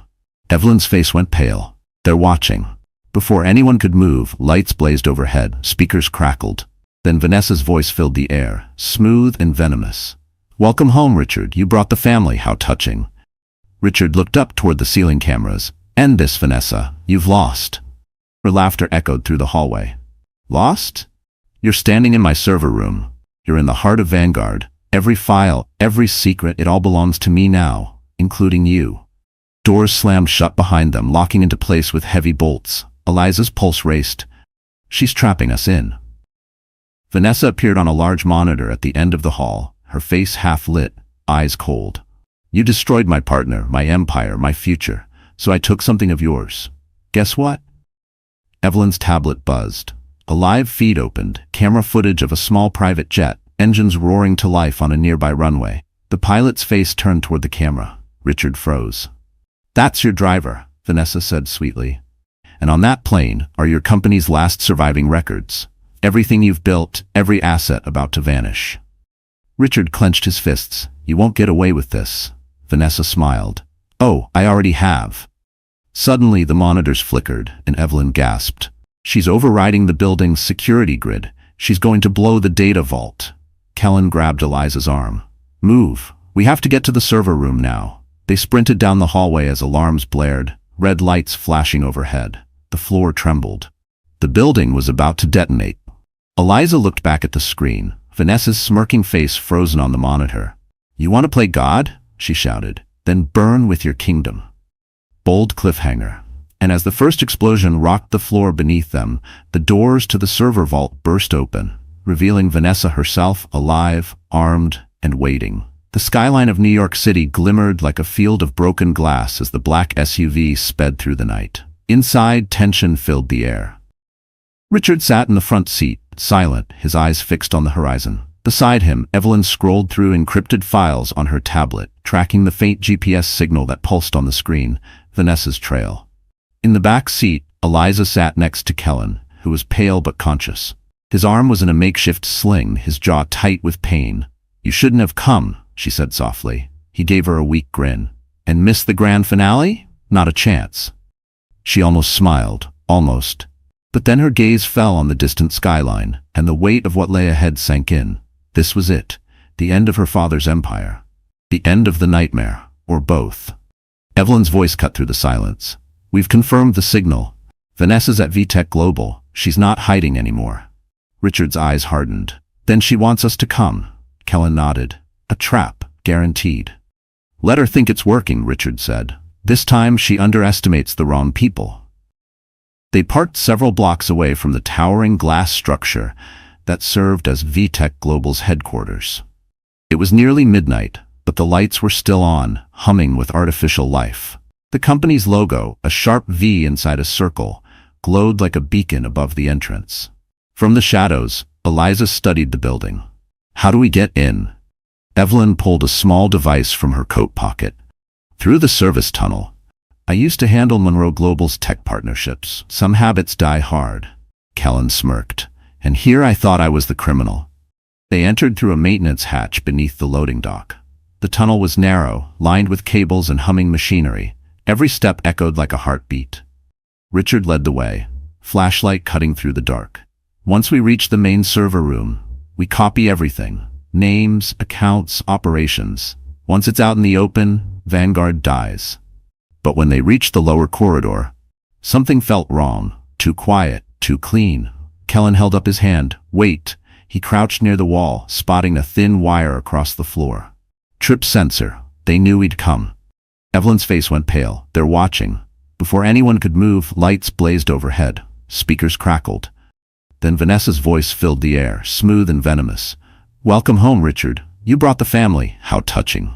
Richard looked up toward the ceiling cameras. "End this, Vanessa. You've lost." Her laughter echoed through the hallway. "Lost? You're standing in my server room. You're in the heart of Vanguard. Every file, every secret, it all belongs to me now, including you." Doors slammed shut behind them, locking into place with heavy bolts. Eliza's pulse raced. "She's trapping us in."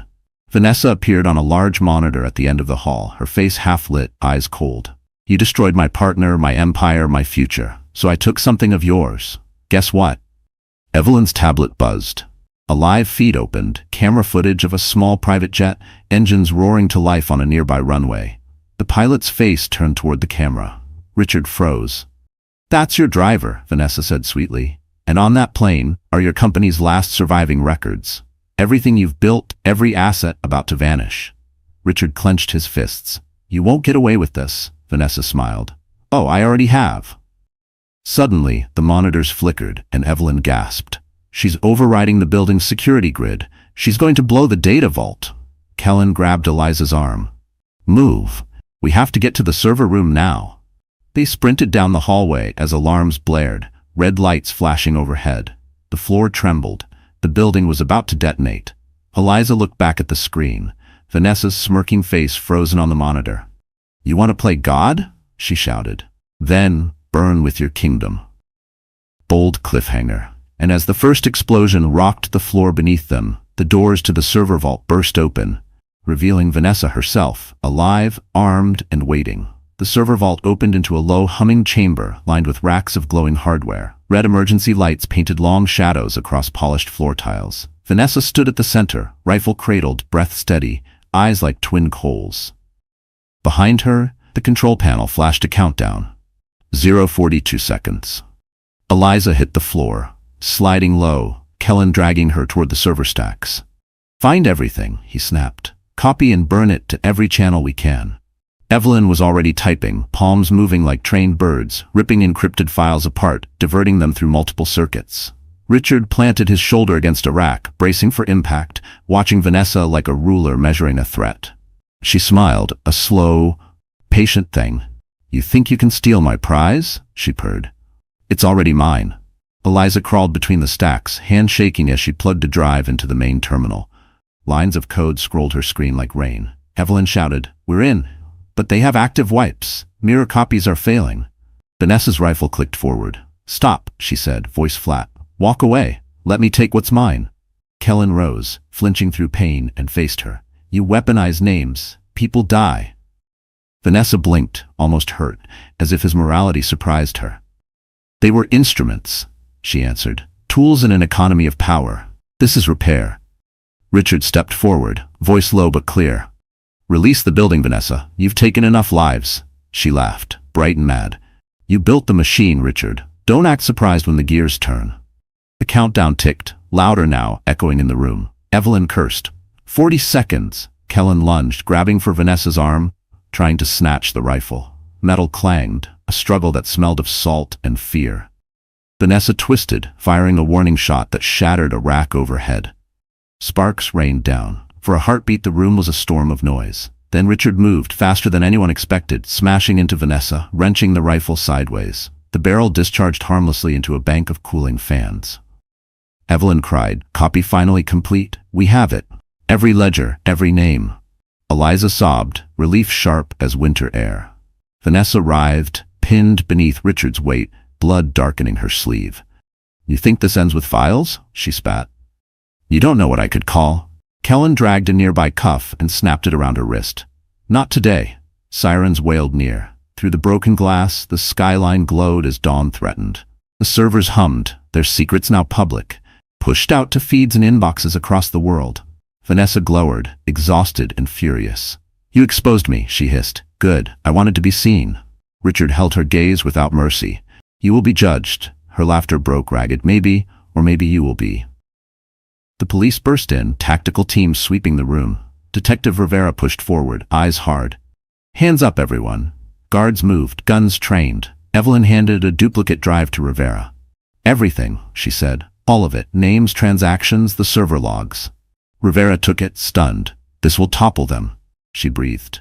Vanessa spat bile, but her face had lost its defiance. Kellen staggered, pressing his wound, but managed a dry smile. "We did it," he muttered. Eliza sank to her knees, exhaustion flooding in. Richard knelt beside her, wrapping an arm around her shoulder. "You were brave," he said. She looked up, eyes raw, and whispered, "We survived." Radar in the distance signaled the approaching media swarm. The truth, now uncorked, would not be contained. And as Vanessa was led away, cuffed and defeated, her voice rose once more, echoing down the server aisle, "Watch." The morning after the raid, New York City awoke to chaos of a different kind. Not bullets, not fire, but truth. Screens across the country lit up with breaking news banners. Vanguard exposed, corporate espionage network tied to billionaire deaths. Every major channel replayed the same images. Vanessa in handcuffs, the server room in ruins, and Eliza Monroe standing among the wreckage, alive. For the first time in years, she wasn't a victim or a whisper of scandal. She was a survivor, the woman who had brought down an empire. Inside a quiet hospital room, Kellen lay on a bed, his arm bandaged, IV running slow. When Eliza entered, his smile was weak but real. "You look better without the smoke and bullets," he teased. She chuckled softly. "You look worse without your gun." He laughed, then winced in pain. "I'll take that as a compliment." They sat in silence for a moment, the air between them filled with exhaustion and relief. Finally he said, "You did it, you know. You finished what he started." Eliza looked out the window at the city skyline. "No," she said quietly. "I ended what they started. My father, my husband, Vanessa. They all built their power on secrets. I'm done living in them." Down the hall, reporters waited outside a press conference room where Richard Monroe was preparing to speak. Evelyn adjusted his tie, whispering, "Are you sure about this?" Richard nodded. "For the first time in my life, yes." He stepped up to the podium as cameras flashed. His voice, Usually commanding, was softer now, remorseful. For years, I built a legacy on control. I told myself it was for my family, for my daughter. But power without conscience destroys more than it protects. I let that happen. He paused, meeting the crowd's gaze. My daughter Eliza showed me what courage really looks like. She faced monsters that I helped create, and she survived them. The truth matters more than my name, my company, or my past. So today, I resign, and I give everything I have left to a new foundation, for women who've lived through violence and for those still fighting to be heard. The room fell silent. Then applause rose, slow, hesitant at first, then thunderous. Reporters shouted questions, but Richard simply stepped back and left the stage. Later that evening, he found Eliza standing by the East River. The sunset bled gold across the water, wind tugging at her hair. "You didn't have to do that," she said. "I did." He replied, "It's the only way I could begin to make peace." She looked at him, not as a broken man, but as her father. "Then maybe now," she whispered, "we both get to live again." Behind them, Evelyn approached with a small envelope. "This came from Detective Rivera," she said. "They found something in Vanessa's cell." Eliza opened it. Inside was a single note written in sharp, familiar handwriting. "You may have won, Eliza, but every empire leaves shadows." Her fingers tightened around the paper, but she smiled faintly. "Then let the shadows come. I'm not afraid anymore."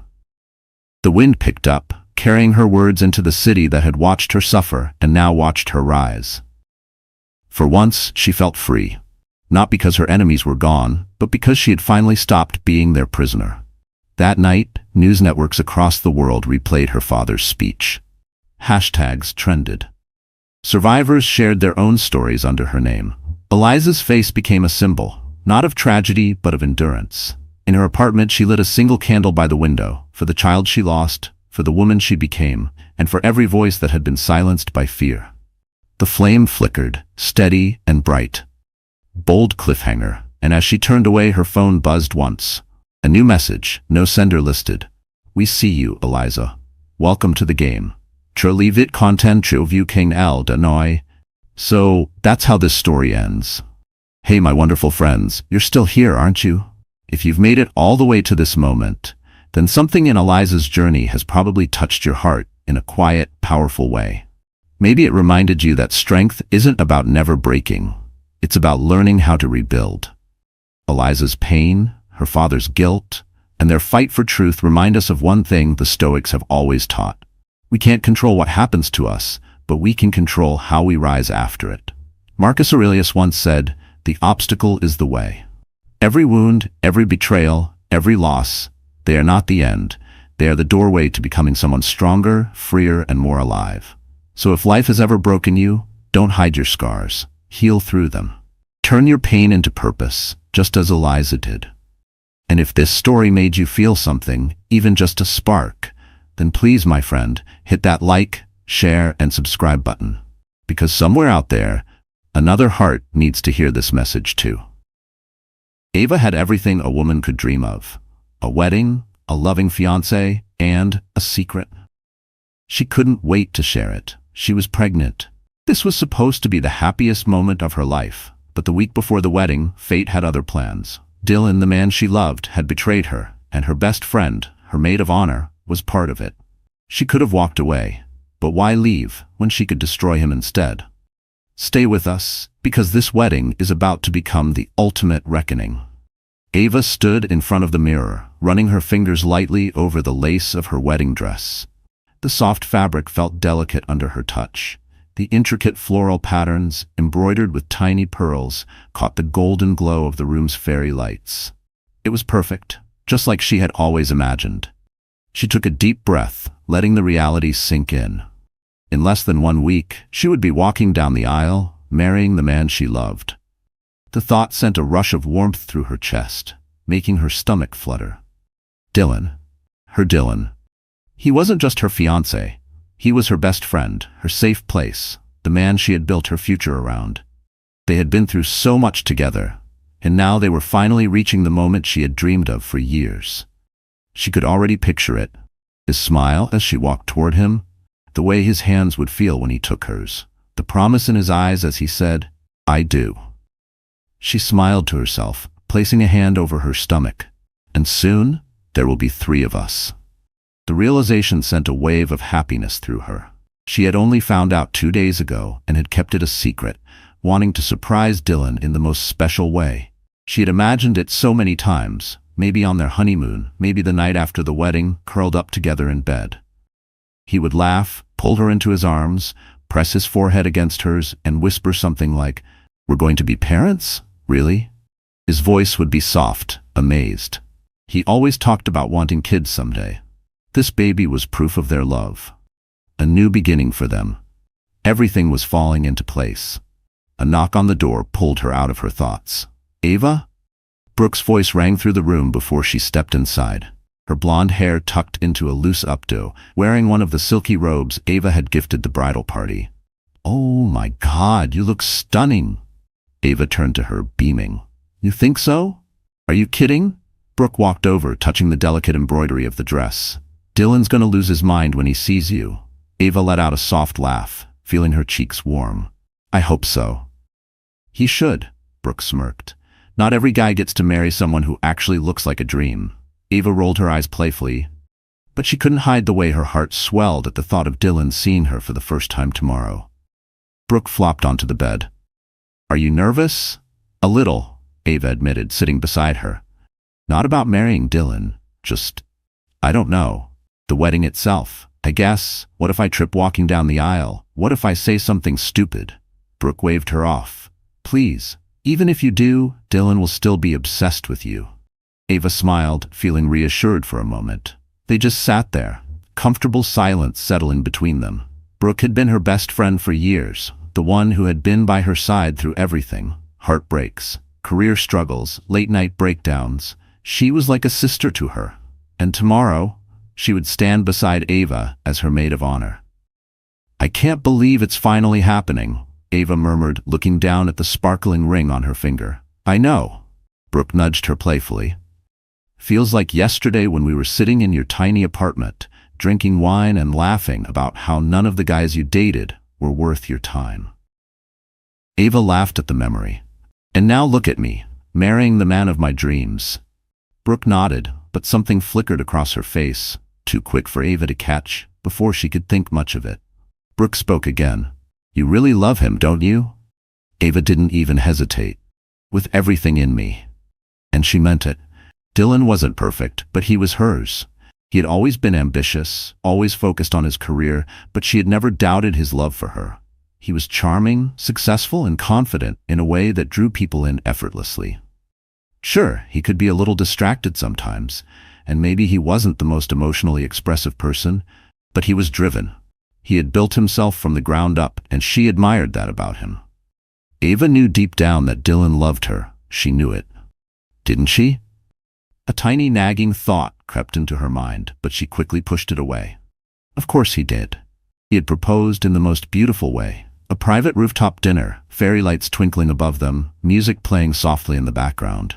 He had held her hands, looked into her eyes, and said all the right words. "I can't imagine my life without you. Marry me." He had made her feel special, loved, chosen. That was all that mattered. "Do you ever think about what life will be like after?" Brooke asked suddenly. Ava tilted her head. "After what?" "The wedding," Brooke said, leaning back against the pillows. "Like once the fairy tale is over, when it's just normal life again. Do you think things will change?" Ava considered that. "I mean, probably, but in a good way, right? We'll grow together, figure things out, maybe buy a house, start a family." Her hand instinctively rested on her stomach again. A second passed before Brooke reached for her hand, squeezing it lightly. "I'm happy for you, Ava," and she sounded like she meant it. The moment passed quickly, and Brooke stood up, stretching. "All right, bride-to-be, you should get some sleep. Tomorrow's a big day." Ava nodded, standing with her. "Yeah, it really is." Brooke hugged her tightly before heading toward the door. Sweet dreams. As the door clicked shut behind her, Ava exhaled deeply. Turning back to the mirror, she stared at her reflection for a long moment, fingers brushing over the bodice of her dress. Tomorrow, she would become Mrs. Dylan Carter, and she had never felt more ready. Ava lay in bed, staring at the ceiling, listening to the quiet hum of the city beyond the windows. Sleep wouldn't come. Her mind was too full. spinning with thoughts of tomorrow, of the vows she would say, of the life she was about to start. She reached for her phone on the nightstand, considering texting Dylan. But what would she even say? "I can't sleep." "Are you awake?" It felt silly. He was probably already in bed, exhausted from all the wedding preparations. She sighed, sitting up. Maybe some fresh air would help clear her head. Slipping out of bed, she grabbed her silk robe and wrapped it around herself before stepping out of the bedroom. The apartment was dark, except for the dim glow of the city lights filtering through the floor-to-ceiling windows. As she padded toward the balcony, she froze. Laughter. Deep, hushed laughter, coming from Dylan's office. Her heart skipped. Was he still awake? Was he on the phone? No, the sound was too clear. Someone was in there with him. She hesitated for only a second before stepping closer. The door wasn't fully shut, just slightly ajar, just enough for her to see the warm golden glow of the desk lamp spilling into the hallway. Dylan's voice drifted out first. "Man, I still can't believe I'm actually going through with this." Ava frowned, her fingers curling around the edge of the doorframe. Then, Eric's voice, Dylan's best friend. "I thought you'd change your mind before now. What happened to all that talk about marriage being a cage?" Dylan chuckled, the sound so casual, so relaxed. Ava's perfect for the role. Sweet, devoted, and best of all, completely clueless. Ava's stomach twisted. Eric laughed. "Damn, so you're really gonna lock this down?" "Of course," Dylan said, and Ava could hear the smirk in his voice. "I mean, she's beautiful, smart enough to keep things interesting, but not enough to question things. A trophy wife, the kind that makes me look good." Something cold and sharp lodged itself in Ava's chest. Trophy wife, completely clueless. Her breathing slowed, her pulse hammering so hard she could hear it in her ears. Eric took a slow sip of his drink. "And she has no idea about Brooke?" Ava's entire body went cold. She stopped breathing. There was a beat of silence. Then Dylan exhaled a laugh. "Please. If she ever found out, she'd break like a porcelain doll. She worships the ground I walk on. It was too easy." Ava gripped the doorframe tighter, her nails digging into the wood. Eric let out a low whistle. "So how long's it been going on?" Dylan swirled his whiskey, watching the ice clink against the glass. "Few months. It was just supposed to be a one-time thing, you know, some drinks, some fun. But Brooke," he let out a dark chuckle. "Man, she's addictive." Ava bit the inside of her cheek so hard she tasted blood. Brooke, her best friend, the woman who had just hours ago sat on her bed, smiled at her, held her hand, and told her she was happy for her. The betrayal sank in, heavy and suffocating, but Dylan wasn't done. He leaned back in his chair, stretching like this was just another casual conversation. "After the wedding, I'll get Ava to sign a prenup. Make her think it's for us, something about financial security." He grinned. "And when I get bored, I'll move on to someone new." Eric snorted. "Damn, man, that's cold." Dylan shrugged. "Marriage is just another business deal. And Ava? She's just an investment." Ava barely made it back to her room before the sobs took over. As soon as the door clicked shut behind her, her legs gave out and she collapsed onto the floor. Her back pressed against the cold wood, her hands trembling as they covered her mouth, trying to silence the gasps escaping her throat. Her body shook violently. The weight of what she had just heard was suffocating. Dylan, the man she had loved, trusted, given everything to. He had played her for a fool. And Brooke, the woman she had called her sister. Her closest confidant had been sleeping with him behind her back. Ava's hands shook as she gripped the porcelain sink. Trophy wife, completely clueless. She thought of every moment she had spent with him, every time she had laughed at his jokes, kissed him, held on to him like he was her safe place. Every time she had defended him when he came home late, brushed off his distance as stress, told herself that the love they shared was real. She thought about the night Brooke had stayed over. The time she had looked Ava in the eye and told her how lucky she was to have a man like Dylan. It felt unreal, like some cruel joke she'd wake up from at any second. But no matter how many times she begged the universe to rewind time, to take her back to before she walked past that door, nothing changed. Her stomach twisted painfully, nausea creeping up again, but this time she forced herself to swallow it down. She couldn't afford to be weak. Not now. She curled in on herself, arms wrapping protectively around her stomach. Their child. Her child. A fresh wave of emotion surged through her, Anger, fear, heartbreak, all tangled together in a suffocating knot. What kind of man did this? What kind of father could smile at her, kiss her, talk about their future, all while planning to betray her the moment she was legally bound to him? And Brooke. How many times had she sat across from Ava, sipping wine, laughing, telling her how excited she was for the wedding?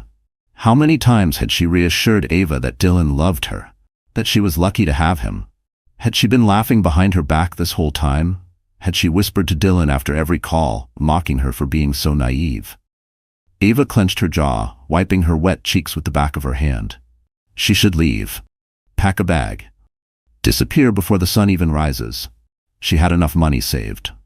She could buy a last-minute flight, vanish into a new city, raise her baby on her own. But then Dylan's voice echoed in her mind. If she ever found out, she'd break like a porcelain doll. Porcelain doll. Fragile. Weak. Breakable. Her entire body tensed. Her fingers dug into the silk of her robe. Her breathing came out slow and measured. No, she wouldn't break. She wouldn't run away like some scorned woman, crying in a hotel room in a city where no one knew her name. She wouldn't give Dylan that victory. She would give him a wedding. She would give him the perfect, beautiful, storybook ceremony. He thought he was getting everything, and then she would burn his entire world to the ground, her nails pressed into her palm hard enough to hurt. He had used her, lied to her, humiliated her. Now it was her turn. Her mind raced, working through every possibility, every move she could make. She would need help, someone who knew Dylan. Someone who wasn't already in his pocket. Only one name came to mind. Jesse. Dylan's younger brother. The only one in his family who had ever truly seen her. She swallowed hard, her fingers tightening around her phone as she scrolled through her contacts. She had never called him this late before. Never needed to. But tonight, everything was different. Her thumb hovered over his name for a second before she forced herself to press call. The line rang once, twice. Then a groggy voice answered. Ava? His tone shifted from sleepy to concerned almost instantly. What's wrong? She opened her mouth, but nothing came out. The lump in her throat was back, thick and suffocating. And for a moment, she thought she wouldn't be able to speak at all. Jesse must have sensed it. Hey, he said, his voice softer now. Take a breath. Talk to me. Ava squeezed her eyes shut, pressing a hand to her forehead. Her voice, when it finally came out, was barely above a whisper. I need to see you, please. There was a brief pause. Where are you? I'll be there in 10 minutes. No hesitation. No questions. Just quiet certainty. Ava pulled the phone away from her ear, staring down at the screen until the call disconnected. 10 minutes. Her hand still trembled, but this time it wasn't from grief. It was from something much colder, much sharper. She had made her decision. The cafe was nearly empty at this hour, except for a few late-night stragglers hunched over their drinks, lost in their own worlds. The air smelled of fresh coffee and something sweet, but Ava barely noticed. She sat in the corner booth, her hands wrapped tightly around a cup of tea that had long gone cold. Her leg bounced under the table. She was trying to stay calm, to breathe evenly, to keep herself together. But the moment she saw Jesse walk through the door, everything inside her cracked. Just a little. He looked like he had thrown on whatever clothes he could find. Dark jeans, a plain t-shirt, a hoodie pulled over his head. His hair was slightly disheveled, and there was sleep still clinging to his face. But the second his eyes found hers, all of that faded. Ava had always thought Jesse and Dylan were nothing alike. Despite being brothers, where Dylan was polished, sharp-edged, always calculated, Jesse had a different kind of presence. Steady, calm, like a storm that hadn't decided if it wanted to rage or not. Right now, he looked like he was teetering on the edge.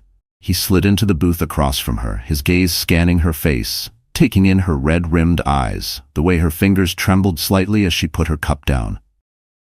Tell me everything, he said, voice low but firm. Ava swallowed. She hadn't allowed herself to cry since locking herself in her room earlier. She had told herself she wouldn't let another tear fall for Dylan Carter. But now, sitting across from Jesse, someone who actually cared, who wasn't feeding her lies, something inside her wavered. She exhaled shakily, gripping the edge of the table as she forced the words out. I heard him, she whispered. Dylan, talking to Eric. Jesse's jaw tightened, his hands curled into fists on the table. Ava felt her throat tighten. "He doesn't love me," she said quietly. "He never did. I was just a trophy to him, a way to boost his image." She looked down, her voice cracking. "And Brooke?" She let out a bitter, shaky laugh. "It's been her this whole time. My best friend." He bragged about it like it was some kind of joke. Jesse's expression darkened. Ava's fingers dug into her palms, her nails pressing into her skin. "And after the wedding?" Her voice lowered. "He planned to make me sign a prenup. Then, when he got bored, he was going to leave me." Jesse sucked in a sharp breath, leaning back in his seat. His fists clenched and unclenched like he was struggling to keep himself from punching something. When he finally spoke, his voice was tight with restrained anger. "I always knew Dylan was a selfish jerk," he muttered, shaking his head. "But this is something else." He exhaled slowly, trying to level his breathing. "And Brooke? Are you sure?" Ava let out a hollow laugh. "Oh, he made it pretty damn clear. Apparently, she's addictive." The word tasted sour in her mouth. Jesse muttered something under his breath, something she didn't quite catch, but it sounded like a curse. He looked away for a second, running a hand through his hair, trying to process everything. Then, when his eyes met hers again, his expression softened just slightly. "What are you gonna do?" he asked quietly. Ava inhaled deeply. "I thought about running, just leaving before the wedding, disappearing." Jesse studied her. "But then I thought about how he sees me," she said, her voice steadier now. "A porcelain doll, something fragile, something breakable. He thinks I'll shatter the second I find out the truth." Jesse's jaw twitched. Ava sat up straighter, the fire inside her burning stronger. "I'm not running, Jesse. I'm not letting him win. I want to make him pay. I want him to feel what it's like to have his whole world collapse right in front of him." A slow, dark smirk tugged at the corner of Jesse's lips, but his eyes remained serious. "So, you want revenge?" Ava didn't hesitate. "Yes." Jesse nodded, tapping his fingers against the table as he processed her words. He didn't try to talk her out of it. He didn't feed her some nonsense about how it wasn't worth it, how she should be the bigger person. Instead, he leaned forward, resting his arms on the table, voice low. "Then let's make it count." Ava blinked. "You're helping me?" Jesse's expression hardened. "Of course I am. You think I'm going to let him get away with this?" He scoffed. "He spent his whole life stepping on people, thinking he's untouchable, but not this time." A strange mix of relief and gratitude filled Ava's chest. She hadn't realized just how badly she needed someone to believe in her, to believe that she wasn't crazy for wanting to destroy the man who had destroyed her first.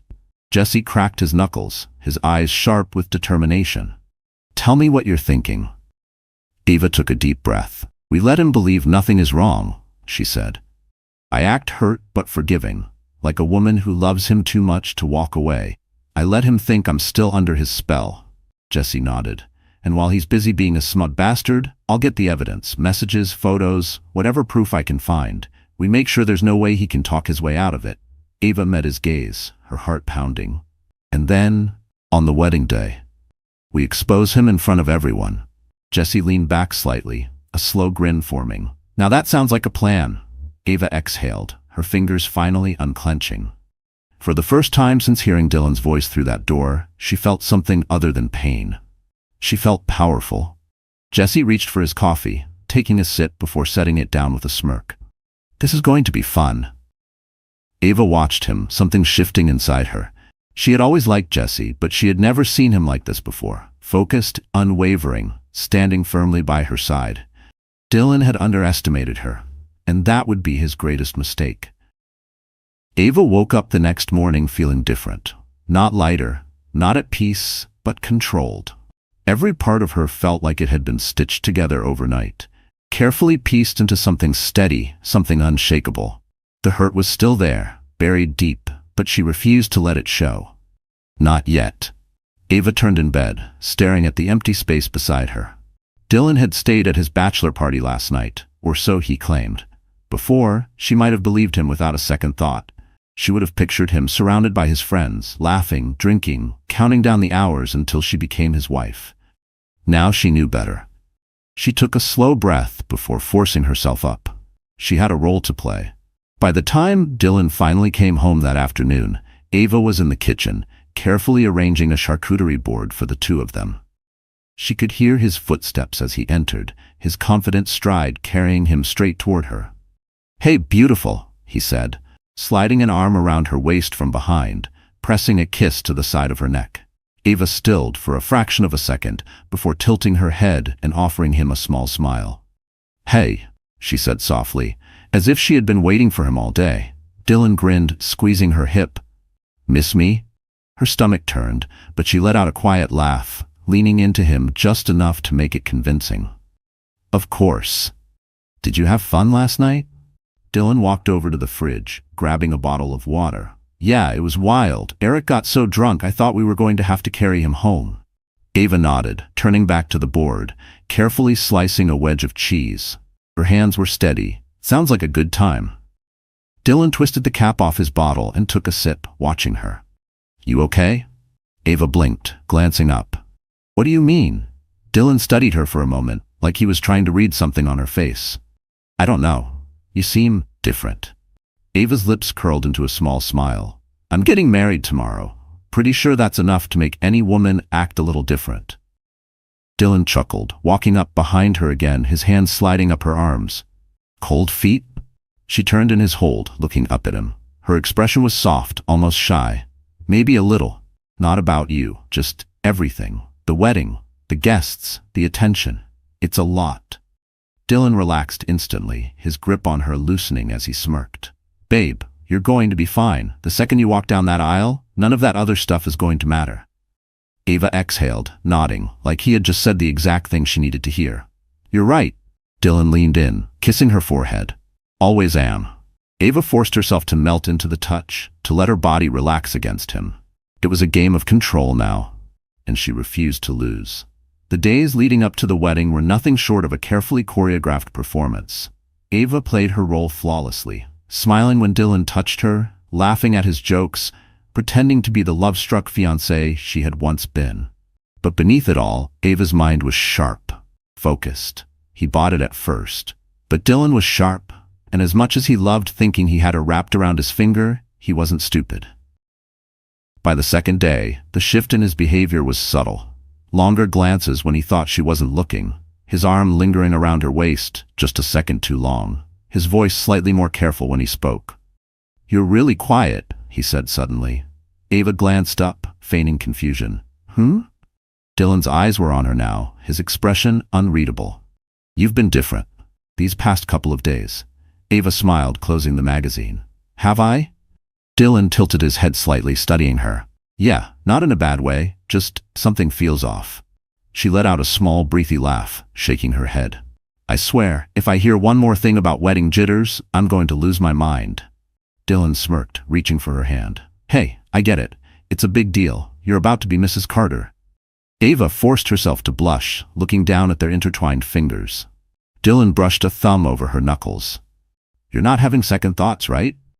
Ava's chest tightened, but her expression didn't falter. Instead, she squeezed his hand lightly, looking up at him with just the right amount of vulnerability. "Of course not." Dylan held her gaze for a second longer, as if searching for something beneath the surface. Then finally, he exhaled, grinning. "Good, because once you say I do, there's no backing out." Ava smiled back. If only he knew. And Jessie. Jessie was always there, just on the edges of it all, steady and unwavering.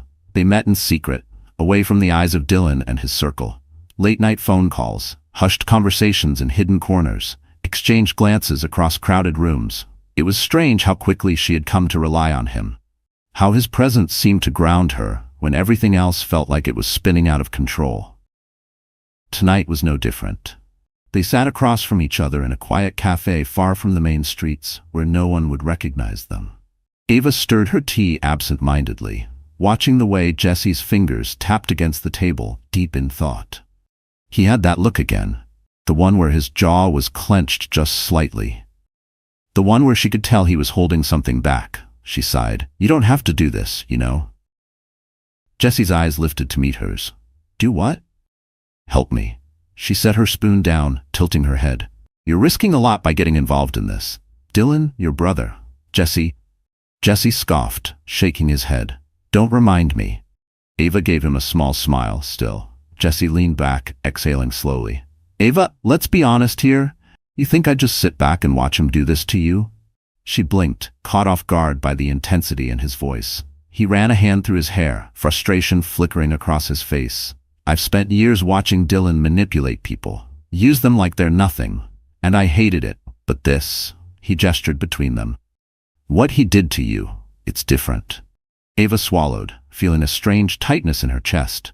Why? Jesse hesitated for only a second before leaning in, his voice softer now. Because you didn't deserve this. Something in the air shifted. For a moment, neither of them spoke. The world outside moved on without them. Cars passing by, distant laughter from another table, the soft hum of the coffee machines. But right here, between them, everything felt still. Ava dropped her gaze to her hands. I don't even know who I am anymore, she admitted, barely above a whisper. Everything I believed in, everything I thought was real, it was all a lie. Jesse didn't say anything right away. Then, after a pause, he reached across the table, his fingers brushing against hers. It wasn't forceful, wasn't demanding, just there, a quiet presence offering something she wasn't sure she deserved. She looked up, her breath catching slightly. You're still you, Jesse said, his voice steady. You're just seeing things clearly now. Ava stared at him, her heart pounding for reasons she didn't want to name. For the first time in days, she wasn't drowning. She wasn't gasping for air, struggling to keep herself from falling apart. She was just here, with him. The thought startled her. She pulled her hand back quickly, as if burned, tucking it into her lap. This isn't the time, is it? Jesse studied her for a long moment before exhaling a quiet laugh, shaking his head. No, it's not. Ava forced a smile, ignoring the strange feeling twisting inside her. Good, because I can't afford to be distracted. Jesse leaned back, watching her carefully. I get it. She expected him to say something else, maybe tease her, maybe push just a little, but he didn't.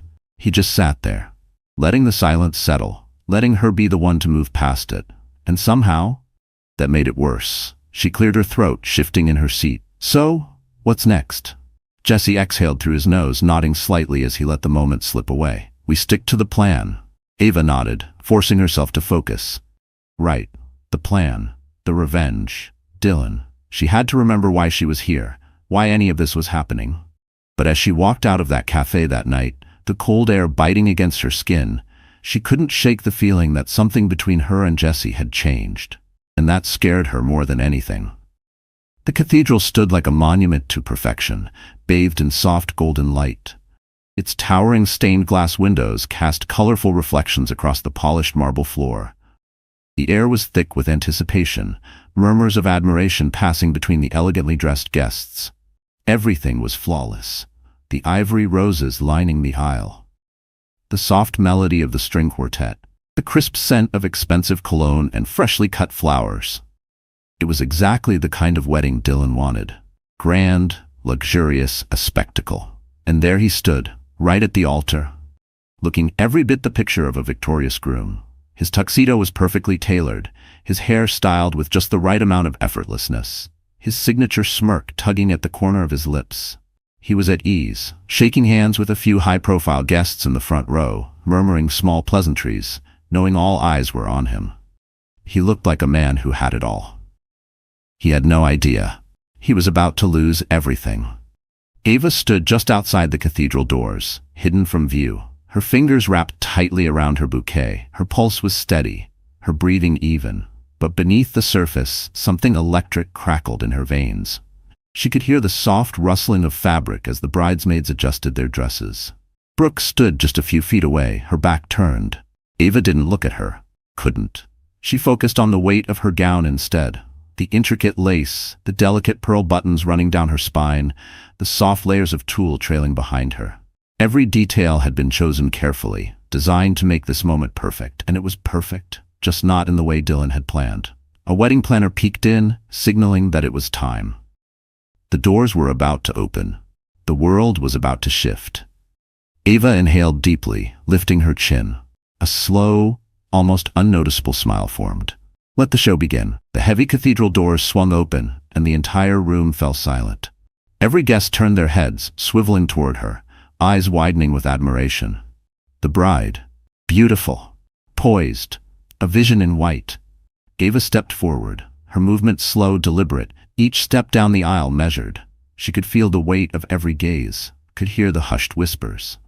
Dylan's smirk widened as he watched her approach, his head tilting slightly in approval, like he was admiring a prize. And that's exactly what he thought she was, a prize. His prize.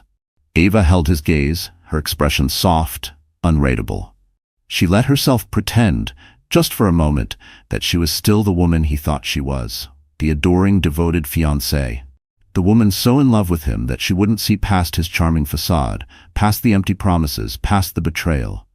She let him believe it. The priest cleared his throat, smiling warmly at the couple. "Dearly beloved, we are gathered here today to celebrate the union of..." Ava barely heard the words. Her heartbeat was steady, her mind sharp, focused on what came next. She could feel Jesse's presence somewhere behind her, standing quietly among the groomsmen. Steady, watchful, waiting. The weight of Dylan's hand still rested against hers, his fingers curled possessively around her own. His thumb traced slow, absent-minded circles on her skin. To anyone watching, it must have looked like an intimate, reassuring gesture. To Ava, it felt like a chain tightening around her wrist. She could feel the energy in the room, thick with admiration, expectation. Guests watched with soft smiles, waiting for the beautiful moment when she and Dylan would exchange vows, seal their love with a kiss, step into their future together. If only they knew. She glanced at Dylan, letting herself really look at him. The man she had once loved. The man who had once made her feel safe, cherished. The man she had planned to build a life with. Now, all she saw was a liar. A man so consumed by his own arrogance that he never once considered the possibility of losing. She let a small, almost imperceptible smile play on her lips. He was about to lose everything. The priest lifted his head, eyes warm, expectant. "Ava, do you take this man to be your lawfully wedded husband?" Ava didn't answer. Instead, she slowly lifted her free hand. The room stilled. Dylan frowned slightly, shifting beside her. "Ava?" he murmured, just loud enough for her to hear. She turned her head, meeting his gaze. For a moment, she said nothing, just let him sit in the silence, in the heavy, pulsing tension that had suddenly filled the space. Then, finally, she spoke. "Actually," Ava said, her voice calm, measured, "before I answer that, there's something I think everyone should see." Confusion flickered across Dylan's face, but before he could say a word, the massive LED screen behind them flickered to life. At first, there was nothing but static, a brief moment of distorted sound. Then the first image appeared. A photo. Dylan, shirtless, lying in bed, his arm wrapped around a woman who was very clearly not Ava. A gasp rippled through the room. Someone in the audience muttered a quiet, shocked, "Oh my God." Dylan's entire body stiffened. His grip on Ava's hand tightened, but she didn't flinch. Another photo appeared. Then another and another, each one worse than the last. Then came the messages. Screenshots of texts, vivid, undeniable. "Can't wait to see you tonight. Wish I was in your bed instead. Ava has no clue. It's almost too easy." More gasps, whispers grew louder, a wave of murmurs sweeping through the crowd. And then, the final blow. A video. Dylan's voice played through the speakers, crystal clear. "Ava? Please, she's just a trophy wife. Sweet, devoted, completely clueless." The room erupted. Dylan's mother let out a soft, strangled noise, pressing a hand to her mouth, her face pale. His father's expression turned to pure, cold disgust. Guests whispered furiously, some shifting uncomfortably in their seats, others openly gaping at the screen. Dylan stepped forward, panic flickering in his eyes. This is fake," he said quickly, his voice louder than necessary. "Someone's trying to set me up." Ava let out a soft laugh, shaking her head. "Really, Dylan? That's the best you've got?" The whispers grew louder, people turning to one another, murmuring in shock and disbelief. Dylan's desperation turned sharper. "Ava, listen to me." "Oh, I'm not finished." Silence. Ava let the moment stretch, let him sit in the weight of it. Then she inhaled slowly and said the words that would shatter whatever illusion Dylan had left. "Oh, and one more thing." She let her hand drop to her stomach, smoothing it over the delicate lace of her gown. "I'm pregnant." A few people in the audience gasped, the news hitting the room like a sudden gust of wind. Dylan's body jerked slightly, his eyes widening. You're pregnant?" Ava held his gaze. "Yes." For a split second, something flickered in Dylan's expression. Something unreadable. Hope, maybe. Some desperate attempt to salvage what little control he had left. But then, Ava smiled, and the final knife twisted. "The father," she said, her voice light, almost conversational, "is not you." Silence. Not just quiet, a deep, hollow silence, as if the entire room had forgotten how to breathe. Dylan's mouth parted slightly, but no sound came out. And then, movement. A chair scraped against the floor. A figure stood. Jesse, his presence was steady, calm, and when he spoke, his voice was clear, unwavering. "Unlike you, Dylan," Jesse said, his gaze locked onto his brother's. "I will cherish her." Gasps. Dylan staggered slightly, like he had just been physically struck. His face went pale. His hands curled into fists at his sides. "You're lying." Ava didn't blink. "Am I?" Jesse took a slow step forward. "I told you once before, Dylan," he murmured.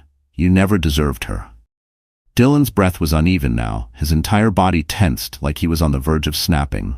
And Ava? She had never felt lighter. For a moment, there was nothing, just silence, thick, heavy, crushing. Then, all at once, the tension snapped. Dylan's face twisted in rage, his hands clenched at his sides, his chest heaved, his breathing ragged as his mind scrambled, for control, for an escape, for something, anything that could undo the disaster unraveling around him. His eyes flicked to the screen, still frozen on the incriminating texts. Then to his mother, who was staring at him like she didn't even recognize him. His father, face cold and unreadable. The guests, whispering furiously, their expressions ranging from shock to disgust. And then, to Jesse. Jesse, standing tall and calm, shoulders squared, looking at him with nothing but quiet certainty. Something in Dylan snapped. With a roar of fury, he lunged. The movement was fast, reckless, his hands reaching for Jesse like he could rip him apart with sheer force alone. But Jesse was ready. In a single smooth motion, he sidestepped, caught Dylan's wrist, and twisted.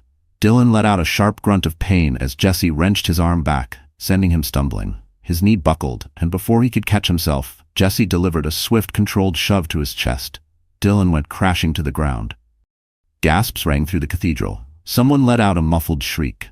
The sound of Dylan's body hitting the polished marble floor echoed through the vast space, sharp and unforgiving. Jesse didn't even flinch, he just stood over him, jaw tight, eyes steady. "Sit down, Dylan," he said coolly. "You've embarrassed yourself enough." Dylan groaned, rolling onto his side, his face burning with humiliation. He tried to push himself up, but his limbs felt weak. His pride, shattered beneath the weight of the stairs boring into him. Then, his father's voice cut through the air like a knife.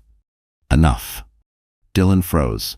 Slowly he turned his head toward the sound. His father, always composed, always in control, was staring at him with something Dylan had never seen before. Not disappointment, not anger, something worse, disgust.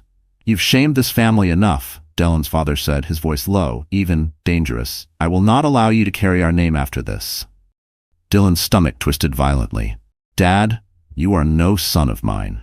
The words landed like a death sentence. The room, already thick with tension, seemed to shrink around them. Dylan's breath stuttered. His vision blurred at the edges. He shook his head quickly, scrambling to his feet, hands shaking. "No, you don't mean that."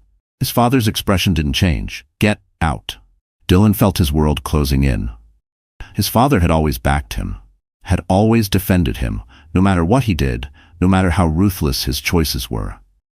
But now he was being cast aside like he was nothing. His mother turned her face away, unable to even look at him. His business associates in the front row were already checking their phones, no doubt sending out messages, severing ties, distancing themselves from him before the scandal spread further. He felt sick. Then, movement in the corner of his eye. Brooke, she was inching toward the side aisle, her hands clutching her purse tightly, trying to slip away unnoticed. But she wasn't that lucky. A voice rang out, one of Dylan's cousins, her tone sharp, accusing. "Where do you think you're going?" Heads turned. Attention shifted. Brooke froze, her face paling. I just need some air." "Air?" Another guest let out a bitter laugh. "Oh, honey, you need a miracle." A ripple of cold amusement spread through the room. Ava watched as realization settled in Brooke's features. She had spent years carefully crafting her image, the sweet, trustworthy best friend. But now all anyone saw was a liar, a homewrecker. Brooke's eyes darted to Ava, as if silently begging her to do something. But Ava just tilted her head, expression unreadable. Brooke's lips parted, as if she wanted to plead, to explain. But what could she say? That she hadn't meant to betray Ava?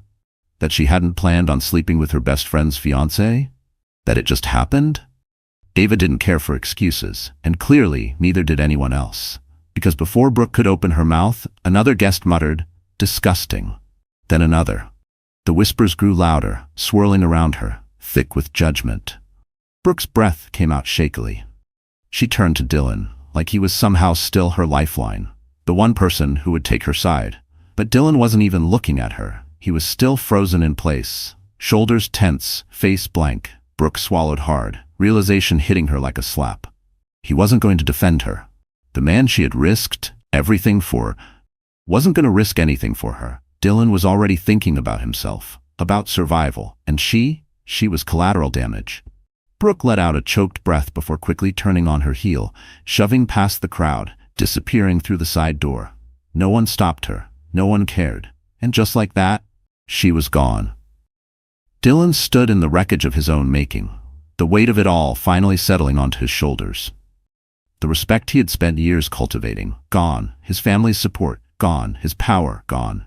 And Ava, she was still standing tall, her veil slightly askew, her bouquet still in her hands. Dylan finally forced himself to look at her, something desperate in his expression. "Ava," he started, voice rough.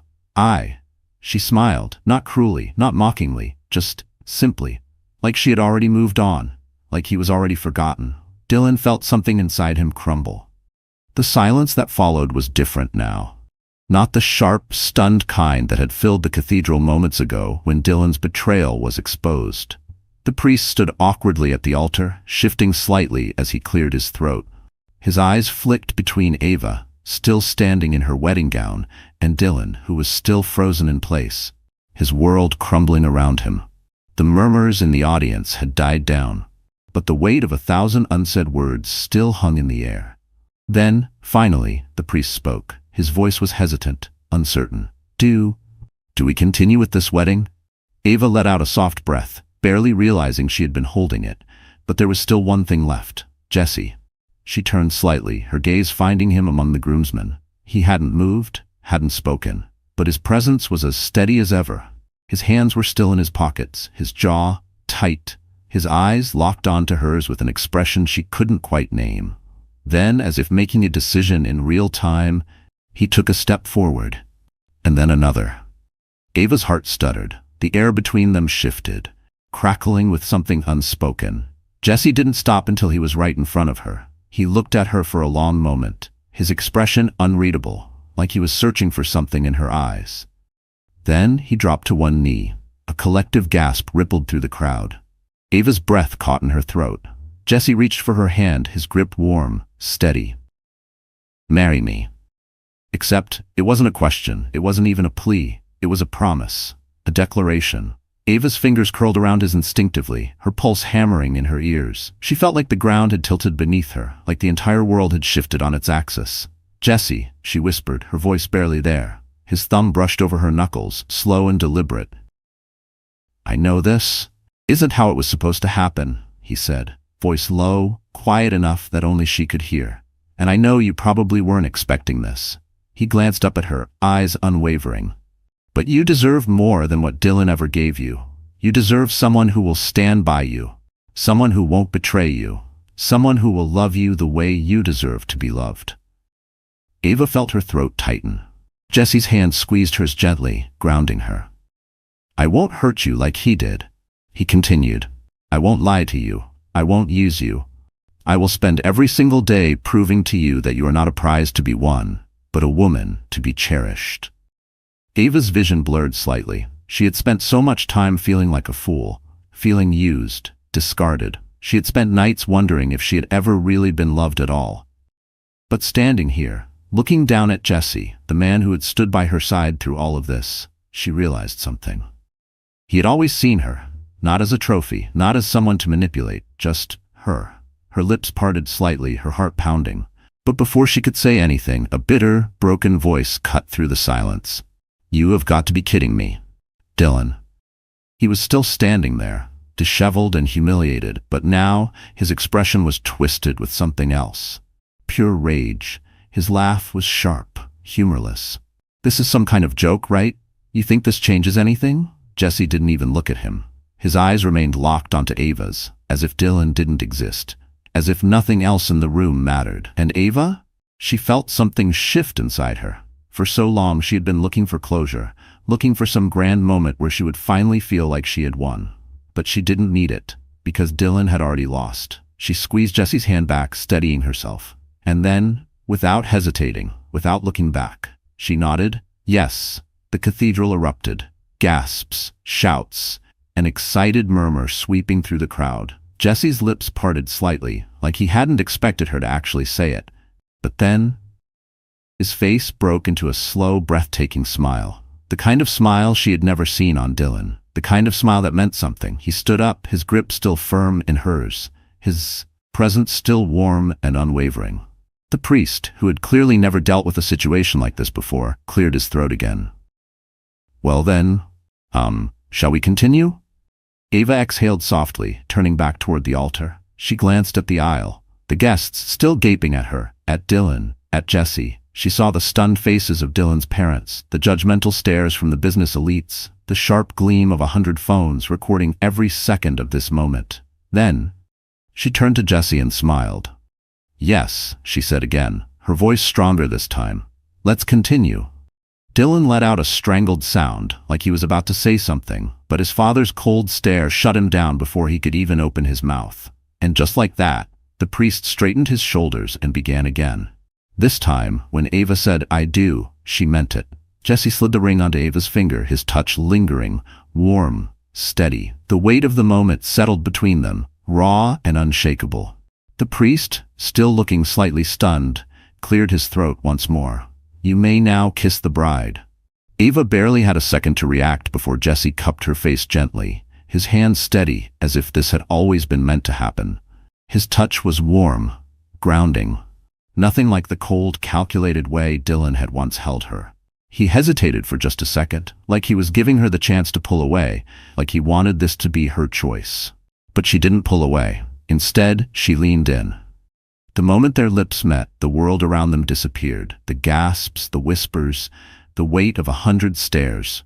All of it faded into nothing. Jesse kissed her like a promise, like a vow that went deeper than words. And for the first time in a long time, Ava wasn't thinking about the past. She wasn't thinking about Dylan, about betrayal, about pain. She was thinking about this moment. About the way Jesse's hands held her like she was something precious. About the quiet intensity behind the way his lips moved against hers. Firm, but careful, deep, but patient, as if he was savoring every second. When they finally pulled apart, Jesse rested his forehead against hers, his breath warm against her skin. Ava's heart pounded. But she wasn't nervous, she was sure. A slow, knowing smile tugged at Jesse's lips. "You're stuck with me now," he murmured. Ava let out a soft laugh, the first real, genuine laugh she had felt in what seemed like forever. "Good," she whispered, and as the room erupted into cheers, as Jesse laced, his fingers laced through hers and pulled her close again. Ava knew this was exactly where she was meant to be. The reception was bathed in golden light. The soft glow of fairy lights strung between the trees cast everything in a warm, dreamlike haze. Laughter and music filled the air, blending seamlessly with the clinking of champagne glasses and the distant hum of conversation. The night was alive, full of celebration, of whispered congratulations, of stolen glances and new beginnings. And yet, standing in the shadows just beyond the reach of the lights, Dylan felt nothing but emptiness. He watched as Ava moved across the dance floor, her gown catching the light, her laughter soft, effortless. She looked radiant, glowing in a way he had never seen before. And beside her, Jesse. His hand rested securely on Ava's waist. His touch, gentle but certain, like he had always belonged there, like he always would. They swayed together, perfectly in sync, lost in a world that no longer included him. Dylan's fingers curled into fists at his sides. This wasn't how it was supposed to be.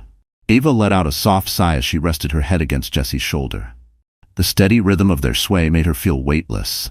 She exhaled slowly, studying him, really studying him. There was something different about the way he was looking at her now. Something familiar, yet entirely new. "How long?" she asked, her voice barely above a whisper. Jesse raised an eyebrow. "How long? What?" "How long have you felt this way?" Jesse didn't hesitate. Since the first time you laughed at one of my terrible jokes. Ava let out an amused breath. Jesse, you always make terrible jokes. Exactly, he said, grinning, and you're the only one who ever laughed at them. She rolled her eyes playfully, but felt warmth spread through her chest. That's not true. Oh, it is, he said, dipping her slightly before pulling her back up. I used to test them out on Dylan first, you know, just to see if I had a shot. Ava bit her lip to keep from smiling. Jesse scoffed. He'd just give me that deadpan look and say, Jesus, Jesse, is this why Mom still asks if you have a real job? Ava laughed, the sound light and genuine. That sounds like him. Jesse smirked, his fingers grazing over her back in slow, lazy circles. You want to know something else? What? You made it really hard for me to hate him. Ava arched an eyebrow. Hate him? Jesse nodded, tilting his head as he studied her. You were always so damn loyal, always defending him, always looking at him like he was the best thing in the world. It was frustrating. Ava swallowed. Why? Because, Jesse said, brushing a stray curl from her face. I wanted to be the one you looked at like that. Ava's breath caught for a moment. She couldn't speak, couldn't move, couldn't do anything but let those words settle over her. Jesse must have noticed, because his smirk softened into something else, something deeper, something patient. He let the silence stretch between them as if giving her time to process what he had just admitted. And Ava? She didn't need time. She already knew. Maybe she had been blind before. But now she saw everything clearly. Ava exhaled, tilting her head up to meet his gaze. You don't have to wish for that anymore. Jesse stilled. And then, ever so slowly, a slow, breathtaking smile spread across his face. Yeah, he murmured. Ava nodded, her fingers curling around the lapel of his suit. Yeah? Jesse let out a soft breath, his forehead pressing lightly against hers. Guess I finally told a joke worth laughing at, he whispered. Ava laughed softly, shaking her head. Shut up and dance, Jesse. And as he twirled her under the glow of the fairy lights, as her laughter mixed with his, as they swayed together in a world that was finally theirs. Dylan, watching from the shadows, realized something. Some betrayals shatter you. Others, they set you free.